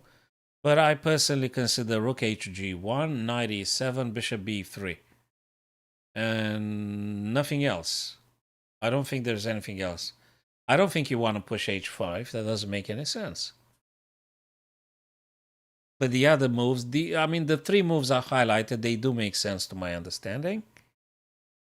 And it could be.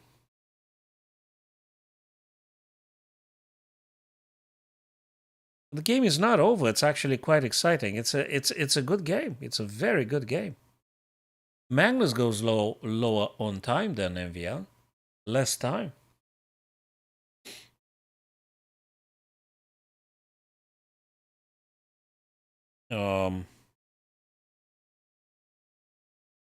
Yeah. Okay, shall we go, guys, and look? Okay, let me pull that. Let me just draw that curtain. I mean, it's just the sun is just making me completely. There you go, rook hg1. Yes. Yeah, I got this one correctly. Rook hg1. Yes.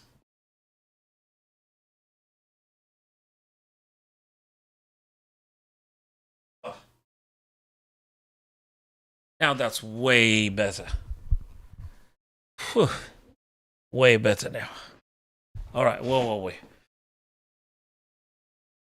Rook hg1. Yes. When they attack you something, try to create a bigger threat. Try to attack a bigger piece. So, MVL with b5 was attacking the bishop. Oops. Why don't you just attack the queen? So that's the principle. We need to make it a habit in our own thinking during the live games. Why don't we try to attack more than the other person? So you attack the queen with tempo. Queen gotta move. They're not crazy enough to take the rook, which would be to just lose the game. So black will be forced to move the queen. It doesn't work to say, what if they take the pawn here? It doesn't work because I'm going to take the rook with tempo. You just lost also a rook. So rook takes, and then I'm going to take your guy. So you can't do f5 takes on e4 for this said reason.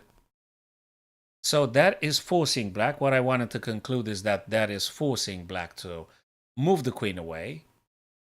They're going to move the queen away, and then you're going to decide what you do with that bishop. Probably you're going to do bishop b3. After queen goes, I don't know where. Queen h7? Maybe queen h7. Where else do you go? There you go. Queen h7. I did call it. Now bishop b3, guys, because, again, very predictable. You have to. There you go. Bishop b3. Okay, I've got 3 moves so far. Well, for both Magnus and MVL.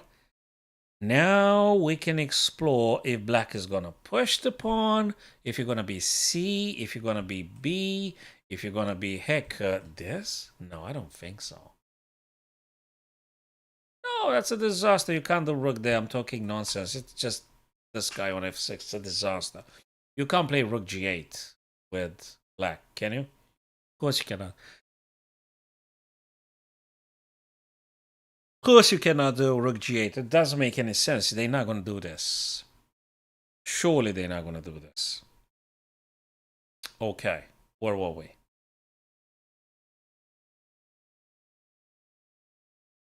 What is MVL doing, guys? Just imagine you playing Magnus. What do you do here with black? Apart from just resign. So if you were black here, what would you play personally in this position?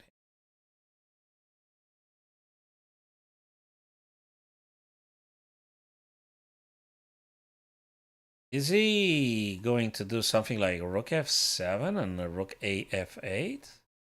Is he going to capture? Is he going to push any of the 2 pawns on c respectively b? Is he going to play the knight? Well, that's not very goodish. Because you're blocking your own protection of the e7, and then the white knight's going to play it, and probably you're not going to like it. So this or this. So let me try to narrow down what I think it's probably the most likely moves to happen. I guess for the sake of kind of watering down things and stuff, I think you have to take on e4. Open up the f for the black rook, attacking the queen. Yeah, I think so. I think so. F takes c4, I guess. So the primary move I would consider for black would be f takes c4. So that would be the first stuff. Richard, Richard scored another victory, fellas. I think he's seriously in the leaderboard now. He scored a victory against Daniel Friedman. Yesterday he beat Magnus. Today he beat Daniel. He's doing very well, Richard report, and he got himself another point. He just beaten Daniel. Okay. As per this game now, what do you think, guys? What do you think? What do you think? If I had blacks, I'd probably take on e4. Rook f7, I don't think it's a bad idea, but it's a bit too slow, maybe? It just takes too long. So the quickest way to simplify things and to try to exert pressure, open up the f, attacking the f2 pawn, probably is f5 takes e4. I don't see any other move available here for black, apart from these two. Now, if you guys spot something else, let me know. If there's something else for black to play.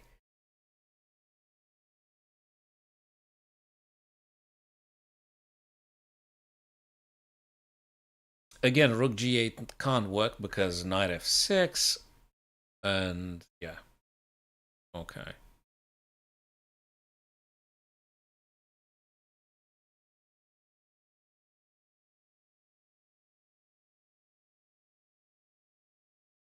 Okay.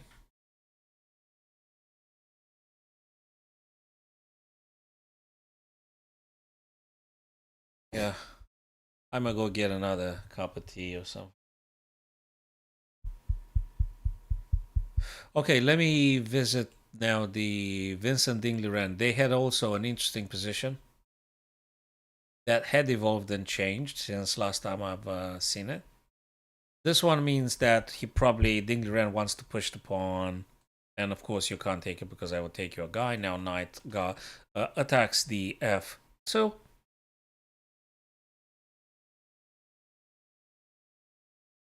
And also asks the question to the rook, do you want to trade? Do you want to... What do you do? Do you play what? You could take, king takes, and then what do you play? I mean, you don't want to lose any single, not a single pawn. You don't want to lose, right? So do you take the rook or do you play f3 here if you are white? f2, f3 or rook takes d8? What would you play here?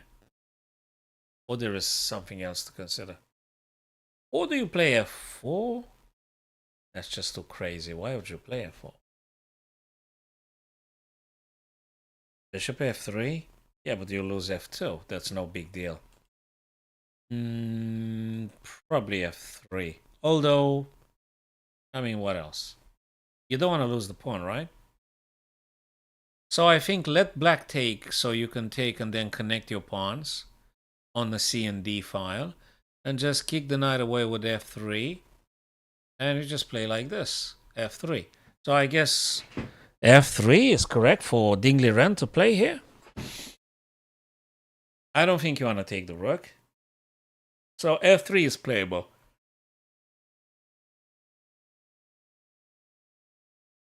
What do you think, guys? f3, f3. I think f3, yeah. I will do f3, I mean. But let's see what the current world champion decides to play here. Very interesting. f3 looks good. Okay, so that's about this. f3, and I think knight has to go then. And they're going to go back. And after they go back, then you can even push this. You know what? That's interesting to looking at. So f3, is that a forcing move? Of course it is. But can they go here though? Well, they sort of can. They sort of, yeah. So maybe? No, because it will be slightly trapped. It's a lot to calculate here.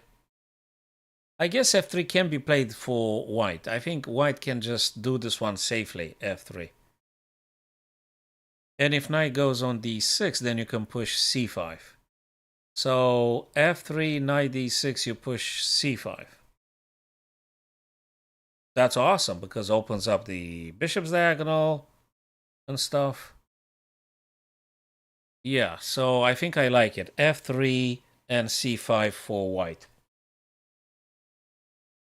And Vince is going to have to figure out what to do with that knight after f3 happens. If he hasn't figured it yet. F3, there you go, Ding Liren. Yeah, go Ding, go Ding. Yes, F3.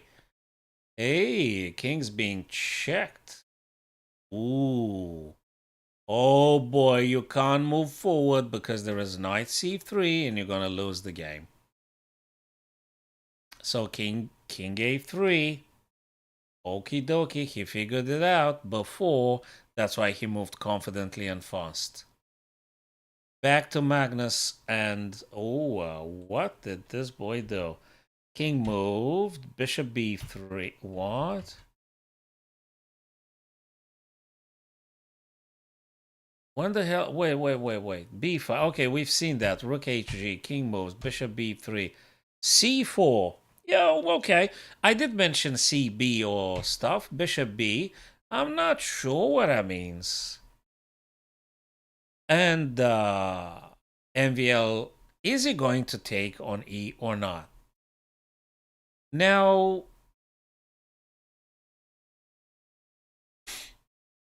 if you take, queen takes, pawn takes. Okay, that looks good now. I think looks good now. That is for black. He shot off the bishop on this side. The bishop may be attacking his own pawn. Ooh. Did you guys see that? So pawn takes, queen has to take, and if queen takes, pawn takes. And then rook f2. And then maybe rook h2. So this game is not done. There's a lot of things that might happen. There's a lot of things here taking place. Now tell me, guys, if you think black should take. Okay, I did mention c4 previously, but this one seemed stronger. Now I don't know. At this stage now, I think you still have to consider taking on e4, right? You got to take on e4. You have to take on e4. Do you? Do you have to? Well, you could play again. So candidate moves are f5 takes c4, rook f8, f7 for getting the other rook in, and then you take and then hit really hard here.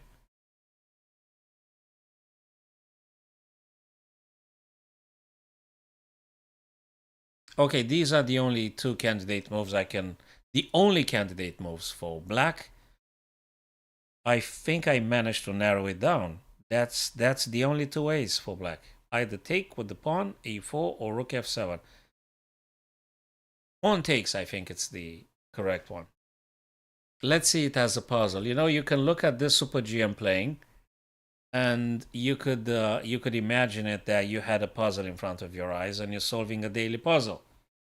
You and you can imagine you solve an endless daily puzzle. And you're actually doing hundreds of puzzles a day.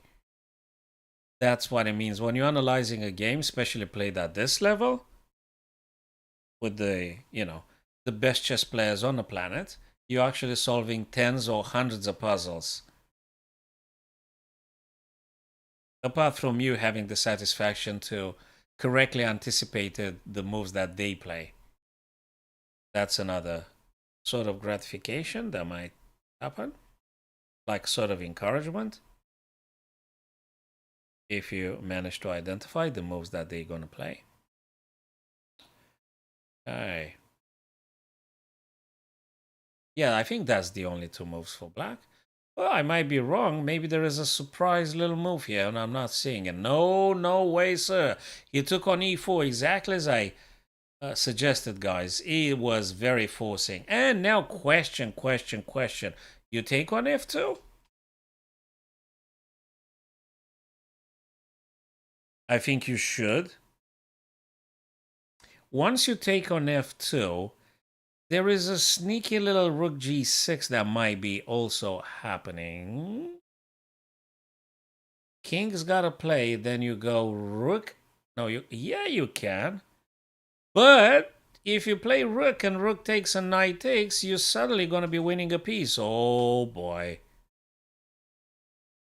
Therefore, after king h7 and rook f, you mustn't take. You have to play the other rook. on the f8 square, right?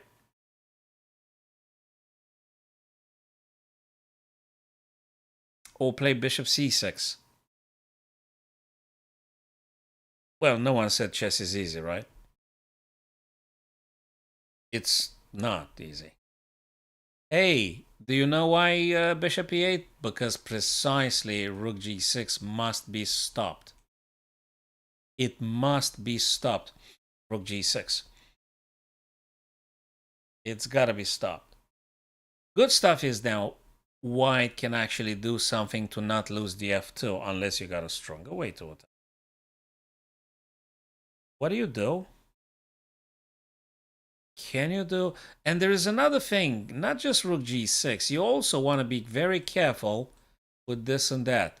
But okay, let's take it step by step. What do? Do you play rook df now? Or do you play rook g2? That's a genuine question. You play rook df. Let's highlight the candidate moves, then we're going to try to narrow down again. Let's underline the moves. Let's highlight the moves. Rook df, rook g. Sorry, I don't see anything else. This? I think these are the three moves we can think about. So we did manage to identify a couple of moves that they actually played in their own games. So I'm slightly happy with. Yeah, these are the candidate moves. Beautiful instructing games here today. GRENKE Open and Classic. 45 minutes per player and 10 seconds after every single move they play. 10 seconds added to their clock. That's the format if I read it correctly. Tomorrow I think I'm going to go on Twitch and chess.com. Today going to be on Chess, YouTube, Facebook, kick.com and LinkedIn. And by the way, no messages can be read via LinkedIn. That's a shame. That's a shame. So, what is Magnus going to play, people? What is he going to do? Do you think we covered all the candidate moves or we missed something? Is there anything else that could have been played here for white? That could be played here for white. I've got to tell you something. The bishop on c2 is not that happy. But after you play rook d to f, I guess the bishop can play on d1 potentially. So let's just put it like this. If you play a move like rook d to f1, then you're creating a little bit of space for bishop d1 to play. Get the bishop active, stopping the bishop to h5, so they can't go on h5. So you got a lot of good stuff coming after rook df. And after rook df, you could also push baby f. But when? How? No, you can't push it straight away. It's just purely defensive. Therefore, maybe rook g2, because then you got to play rook d to g1, creating a battery. That could be. That could be. On the other hand, if you play rook d to f, you could also dream of getting that bishop to be a bit more active. Bishop d1, bishop g4, you attack the knight. You force them to decide what to do with the knight. If the knight moves, you might have knight c7 attacking the black rook on a8 and the bishop. Then rook's got to go, and then you're going to take that bishop, therefore making it easy for you to take advantage of the g6 square. There's very many ideas floating. Very many ideas floating here. So I think we might be seeing one of these three moves happening. They all come with consequences. Every move has a consequence, of course, in chess as in life. So rook g2, rook df1, knight e7. That's the only things I can think of. Rook df1 would be moving prophylactically away from a possible bishop h5. And you can get then your guy here. And then again, if the bishop disappears, then you might be able to take advantage. Yeah, so they're all good moves. They're all good moves. Okay, rook f1, rook d to f1 would actually, I think I'm very much attracted by that idea. I want to get a bishop on d1.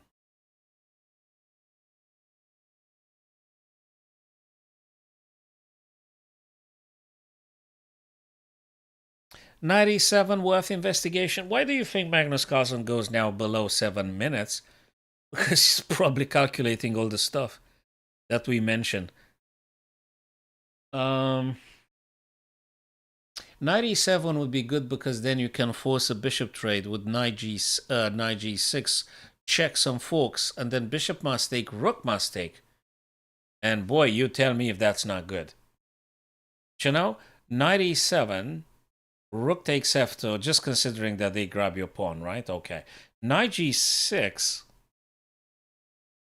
king's gonna move or bishop's gonna take. If your bishop takes, you're gonna have rook takes g6, attacking h6, attacking the knight, attacking the d6 pawn. This is big. And knight e7 also clears the way for the rook to go maybe directly on d6.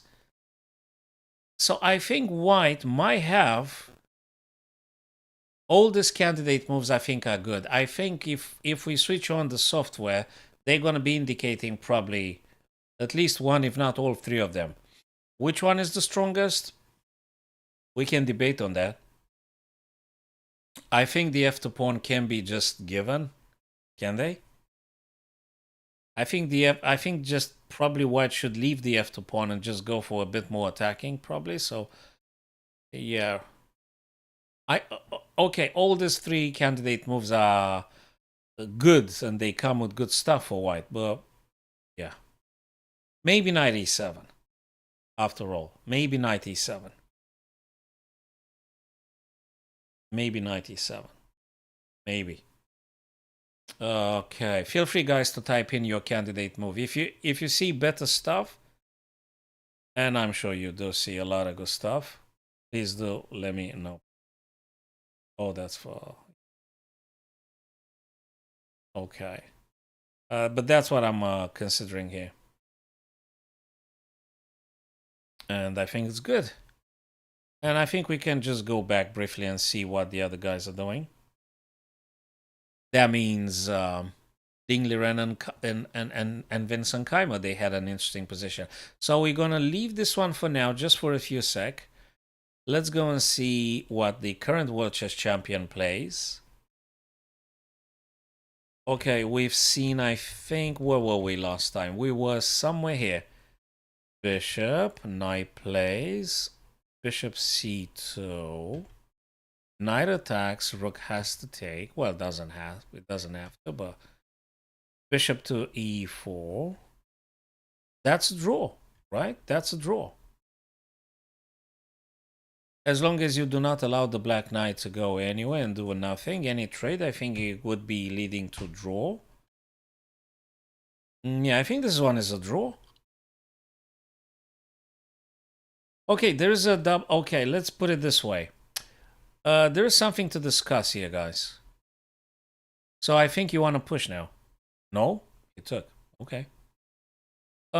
If this guy takes and this guy takes and king goes here, king is going to be attacking forever c4. I think it's a matter of tempos here. Okay, let's put it like this. Knight takes, pawn takes, king c5 attacking. The only move, and it's a forcing move, is king b3. Okay, what do you play next? This guy goes, king takes. No, yes, no. Okay, let's do it again. Knight takes, pawn takes, king c5, king b3 defending. No, you can't push, this is nonsense. Every tempo matters, absolutely. So much matters. That's why they didn't do nothing. Probably they want to travel here. Do they want to go this way? Now, this is a little bit sick and twisted. Oh boy. Does he want to travel like this?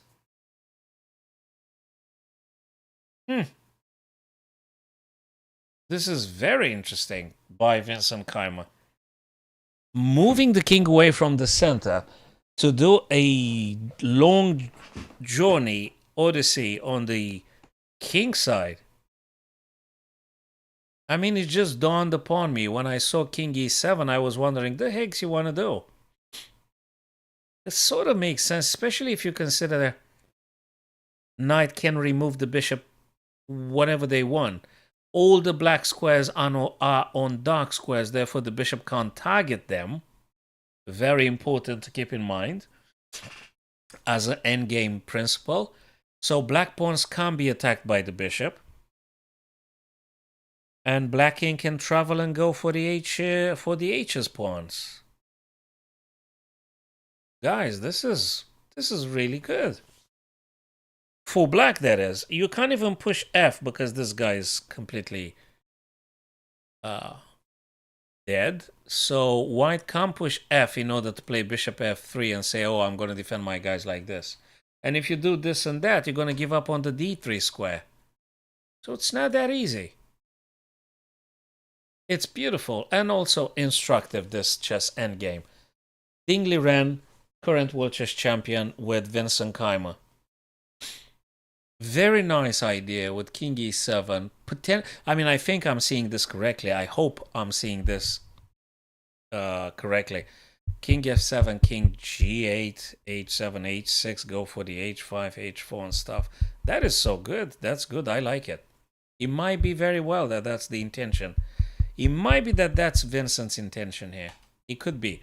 Back to this position. What did Magnus play? f4, which black attacks it like what? 3 times. Okay. I didn't mention this one. I didn't even consider it because it looks to me, it looked at the back of my mind. It looks like you don't want to lose that guy. But actually the intention is probably to opening up the bishop's diagonal. Yes. Yes, yes, and yes again. So, if knight takes, pawn takes, rook takes, hell, that could be very well. That could be. If pawn takes, though. If pawn takes. No, he played the bishop attacking the rook. This Magnus guy always comes with excellent ideas, don't he? So what do you like? Man, that's just not done yet. This guy could go f5 potentially. Apart from just taking, but he could go f. I can go here. Then I'm going to take you. Then I'm going to win a pawn. Ooh, nice. Very nice. That was unexpected, therefore, move. That was unexpected. He did spend some time, though, because Magnus is... Okay, pawn takes. Right. Pawn takes. Now with the knight, what do you play now? Do you play rook here? Do you play knight here? Do you play... What do you play? This guy is a passer. You better be careful with that pass pawn. How do you play this? And let me tell you something. I think black would like to play this, but there is also this knight e7. Slightly frustrating, but then rook can take, though. I mean, no, you can't play. Apologies. You have to take straight away. So the other rook will take its place. Sorry.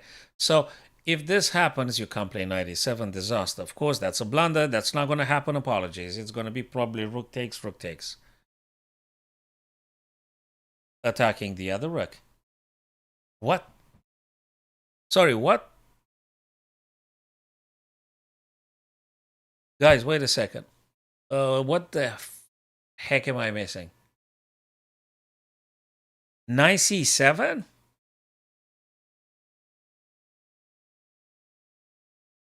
What? Anirudh, if you're there, can you give me an idea? The heck is going on with that knight c7 move? Sorry, is this a glitch? No, it ain't no glitch, no nothing. It's a move that actually did happen.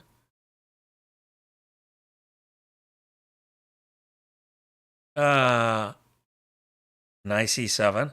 So if black knight takes on c7, what do you do? Do you take here? Okay, you take d6. Why? Because checkmate. Because checkmate on h7. And if you move the king to h7, it's going to be a discover check from this bishop. It took me like a few seconds, but this is a master. This is a master move. This is a super GM move. Bloody hell, only Magnus can come up with this craziness. Jesus Christ, knight c7 was completely out of the blue. How the hell did they find that resource? Jesus Christ. Guys, okay. In the first seconds, I was completely in shock. I didn't know what the hell is he. So if knight takes, rook takes d6, threatening checkmate, guys. It's a checkmate threat. And knight c7, I think it's a bloody brilliant move because it attacks this guy, attacks this guy. You can't even say you're going to defend it because I'm going to take your rook. My God. Is Magnus going to win this one? Boy, oh boy, oh boy, oh boy, oh boy. How did he find it? Knight c7. Knight takes, rook takes d6. Good luck to stopping rook h6. Just good luck. Oh my God. That move in particular, because of this move, I think it's good to do a YouTube video for this one. I think that's just material for it's this. So this is the content for my next YouTube video. I think analyzing this game, which was, I think, spectacular, beautiful Sicilian being played. But this last move, I think it's a brilliancy. This knight c7 tactic, I think it's absolutely amazing. How the hell can you think of that? Jesus, what a move. What a move. I couldn't believe my eyes when he played knight c7. I didn't even understand what the heck is going on. But then everything fell into place.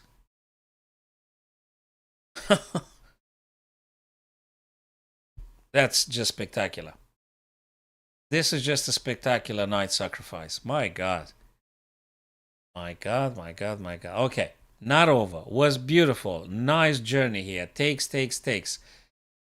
You win a piece, fellas, because if there's a check, that's it. Magnus is winning, and MVL is going to...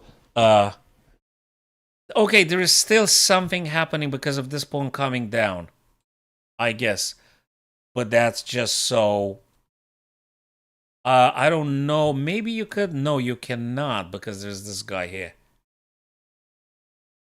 Okay, if he manages... So now, if white manages to sort out the F pawn, MVL is going to resign straight away. He's going to resign straight away. Do you move the king out of the pin? I think that makes sense, right? That makes sense. You want to move out of the pin, so you can have freedom to moving the bishop. Boy, what a resource he found. I'm still reeling from that beautiful knight c7 move. I'm still recovering from the beauty of that move that's been played. That led to actually Magnus being up a piece. What a move. What a beautiful tactic he found. Amazing tactic by Magnus. I am going to check then with the Stockfisher, but that's just... I think it's a brilliancy, that knight c7. And what a move. Okay, my instinct would tell me just move that king out of the pin and then try to do something. Do you have to actually... I mean, you got to think of pretty much everything. Do you have to... Can you do this? Can you do knight f4? Because if rook takes, you're going to grab this guy and it's just game over. Done. It's just done. Knight takes. Bishop takes. Rook takes. Rook takes. Rook takes.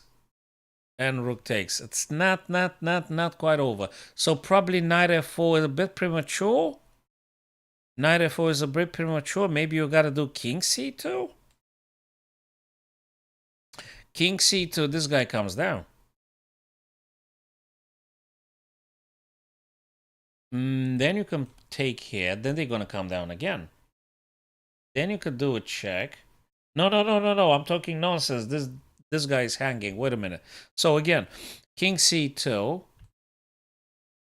Okay, he went for the pawn. This guy comes down, has to move down. Do you move out of the... Okay, no. He hits the bishop with the knight. And it's got a check, a little check here. But the bishop has to move. Do you do a check? Oh my god, you do a check and then you're going to win the bishop. Oh my god, that's it. Rook h6. Rook h6.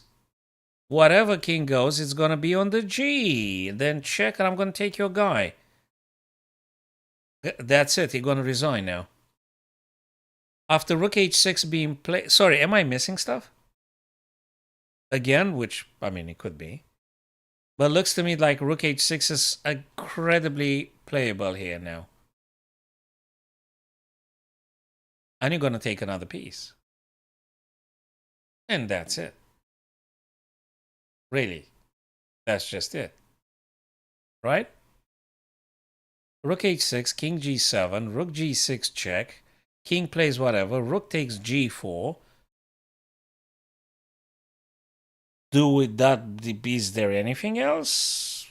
You always have this, and then you just get yourself the rook on the f file, and it's just game over. Oh, wait, whoa, what's going on? Okay.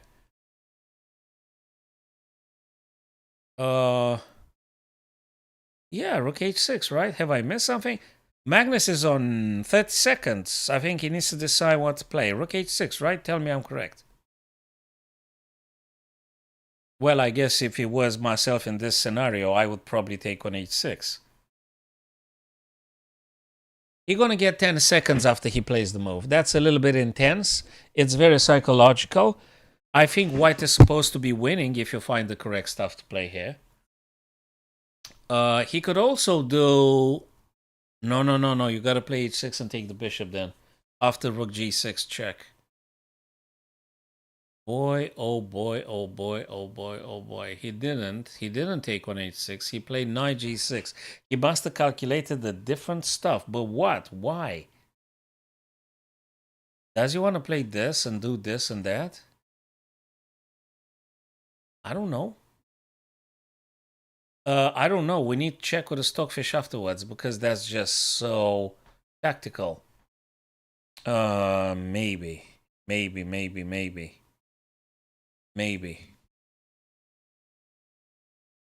Okay, what the heck is black gonna do? They got this, they got that, they got this. Right?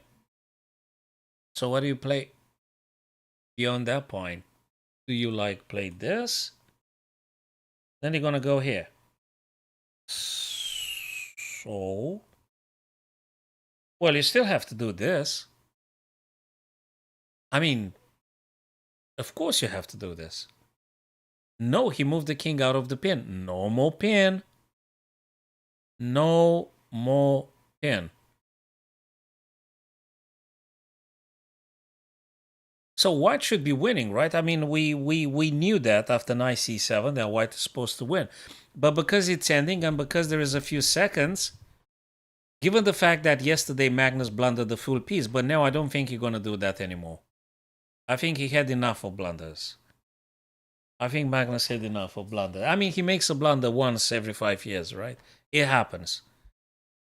Well, don't know if that's the correct statistic, but just saying like more like subjectively poetical approach. So king no more pinned, bishop's free to go. I guess knight e5 is looming, and like a billion of other checks and fretters. As soon as Magnus captures the f-pawn, that's something that MVL just introduced. I really wonder if rook h6 previously wouldn't have been better.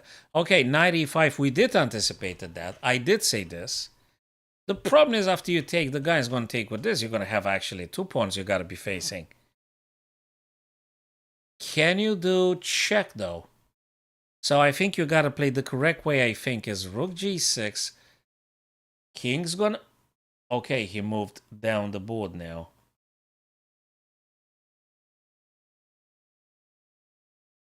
You gotta play this one carefully. Rook g6. I did mention rook g6, but this guy's gonna play this. And it's double attack here. Look, what the heck's going on here?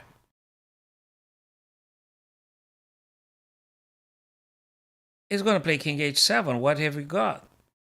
What have you got? You take with the bishop then. So rook h7, bishop takes, pawn takes. So bishop takes. What? Check. Moves. Oh, come on. What? I think because it's the last seconds, even the best of the best misses on good stuff, right? I mean, looks very weird to... Yeah, exactly. The heck is it doing? Okay, I agree you gotta give some stuff back every now and then, but really, was this the...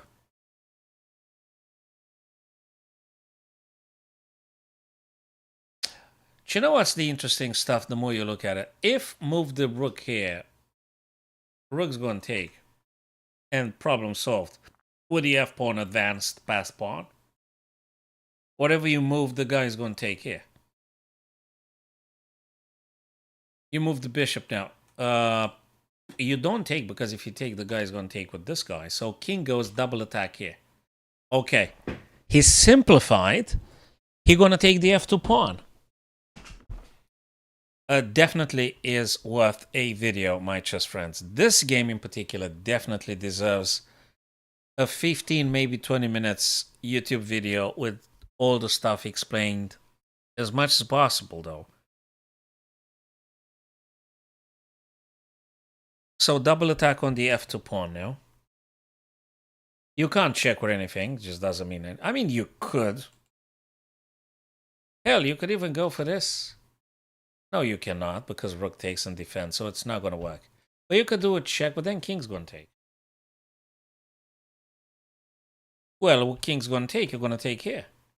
And if knight takes, you could potentially, you know, take with the pawn, create another passer. Exactly. I did say all this stuff. But then you're going to take. Okay. It was a very interesting point. I'm not sure. I really want to inquire with Stockfish if actually Magnus wasn't supposed to take rook h6 a few moves ago, rather than king c2. What he played. There is a freaking pass pawn on the h file. The same material, 3 white connected pawns, which is good. 3 isolated black pawns. So that'd be maybe more challenging for black to look after. Where does the black rook go? The black rook has to play. Do you do check? Probably king h3. King h3 is going to be played. There you go. King h3. You can't push the pawn now. This guy is complete takeable. After all, white's going to win by the looks of it. Rook here defends b2, the base of the pawn chain. This guy is up for grabs. King is going to stop any pawn advancement. Black king can't make it on the 5th rank because there is a laser beam from the rook. Probably you're going to play this, right? No, he played this. What about this? Yeah, but then they're going to be taking. Now I think we can go here, but if we go here, they're going to be do check. I think black is more than happy to threefold repetition. Therefore, after this check, probably you want to go g3.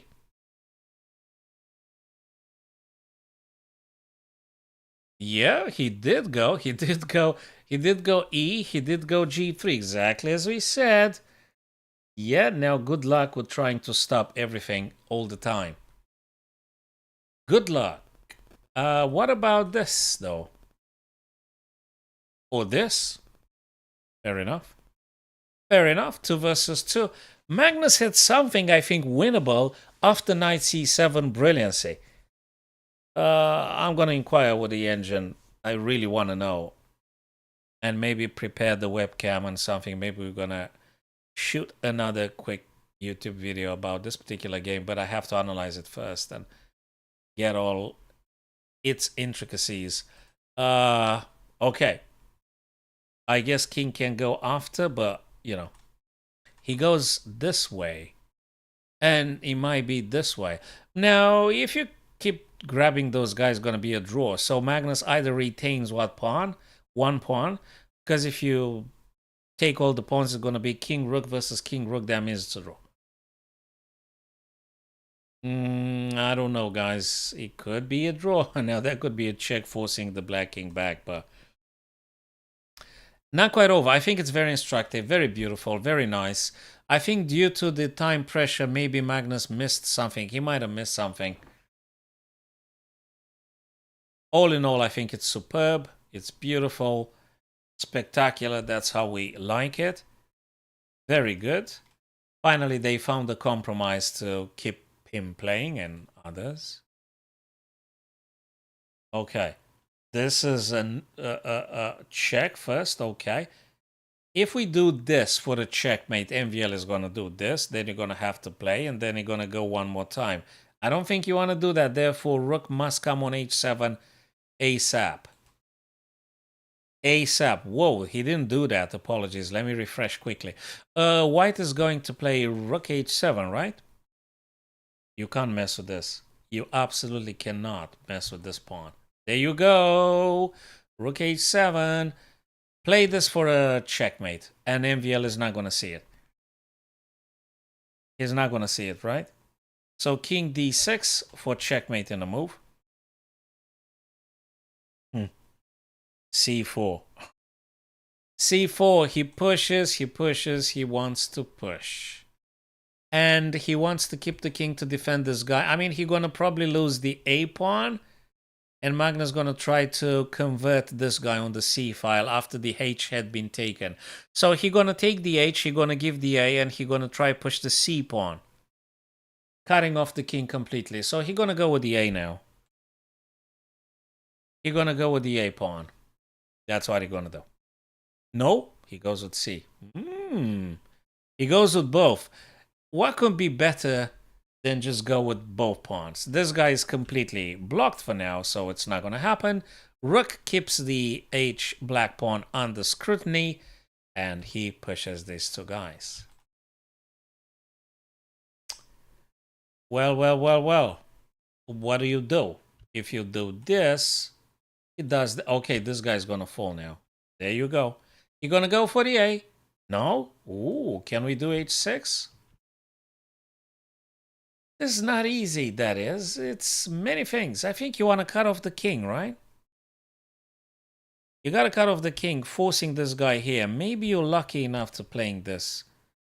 I don't know. Can you say about luck in chess? Because it's highly psychological and people are prone to making mistakes in the last seconds. Yeah, you could talk about luck and randomness. Because human mind can't move outside of the time. It's completely time-bound. Human mind. So yeah, you could talk about luck, which is not seeing stuff. There you go, rook h6. I did speculate rook h6. Natural move, cutting off the black king. Completely check. Now I think you can run away. Or this. There's yeah, king d6, exactly. If there is a check, you could even go this fashion. And if they check you again, ooh, you could build up a bridge. It's white's turn. Looks very interesting. That's so superb.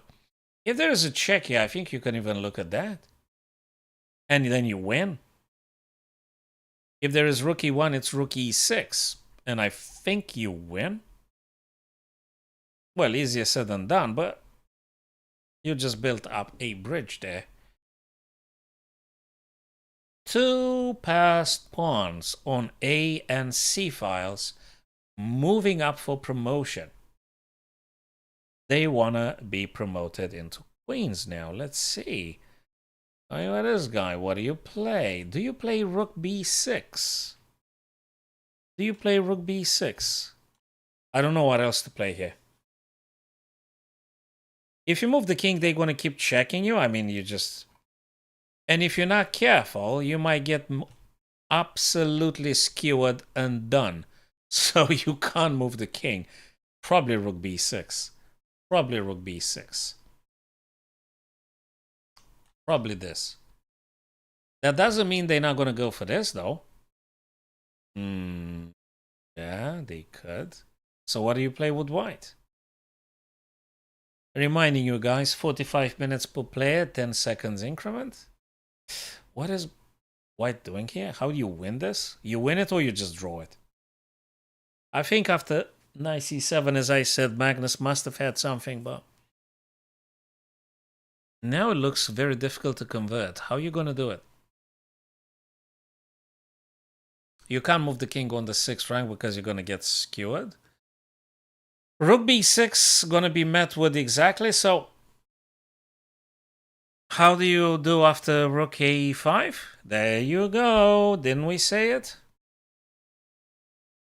You can't. You're going to lose another pawn. You can decide to defend just one. Can you do this? Yeah, but you're going to lose a pawn on things. You mean you can? You can even play this, but then they're going to take here. Then you're going to move here. Then they're going to play here. And that's a draw. Unless you're going to be attacking the rook, which is on c5 with the king, then rook's going to go, and then you're going to play here defending this. Very complicated. Only this particular ending, which you think it's probably simpler, is just not simple. I mean, for the engine is always simple, but for humans it's never easy. So playing this one accurately, correctly. The easiest way is just to draw. If white needs to force something, what exactly are you going to play? What do you play? He played rook f6, rook a5, c6. Okay, that's a draw, fellas.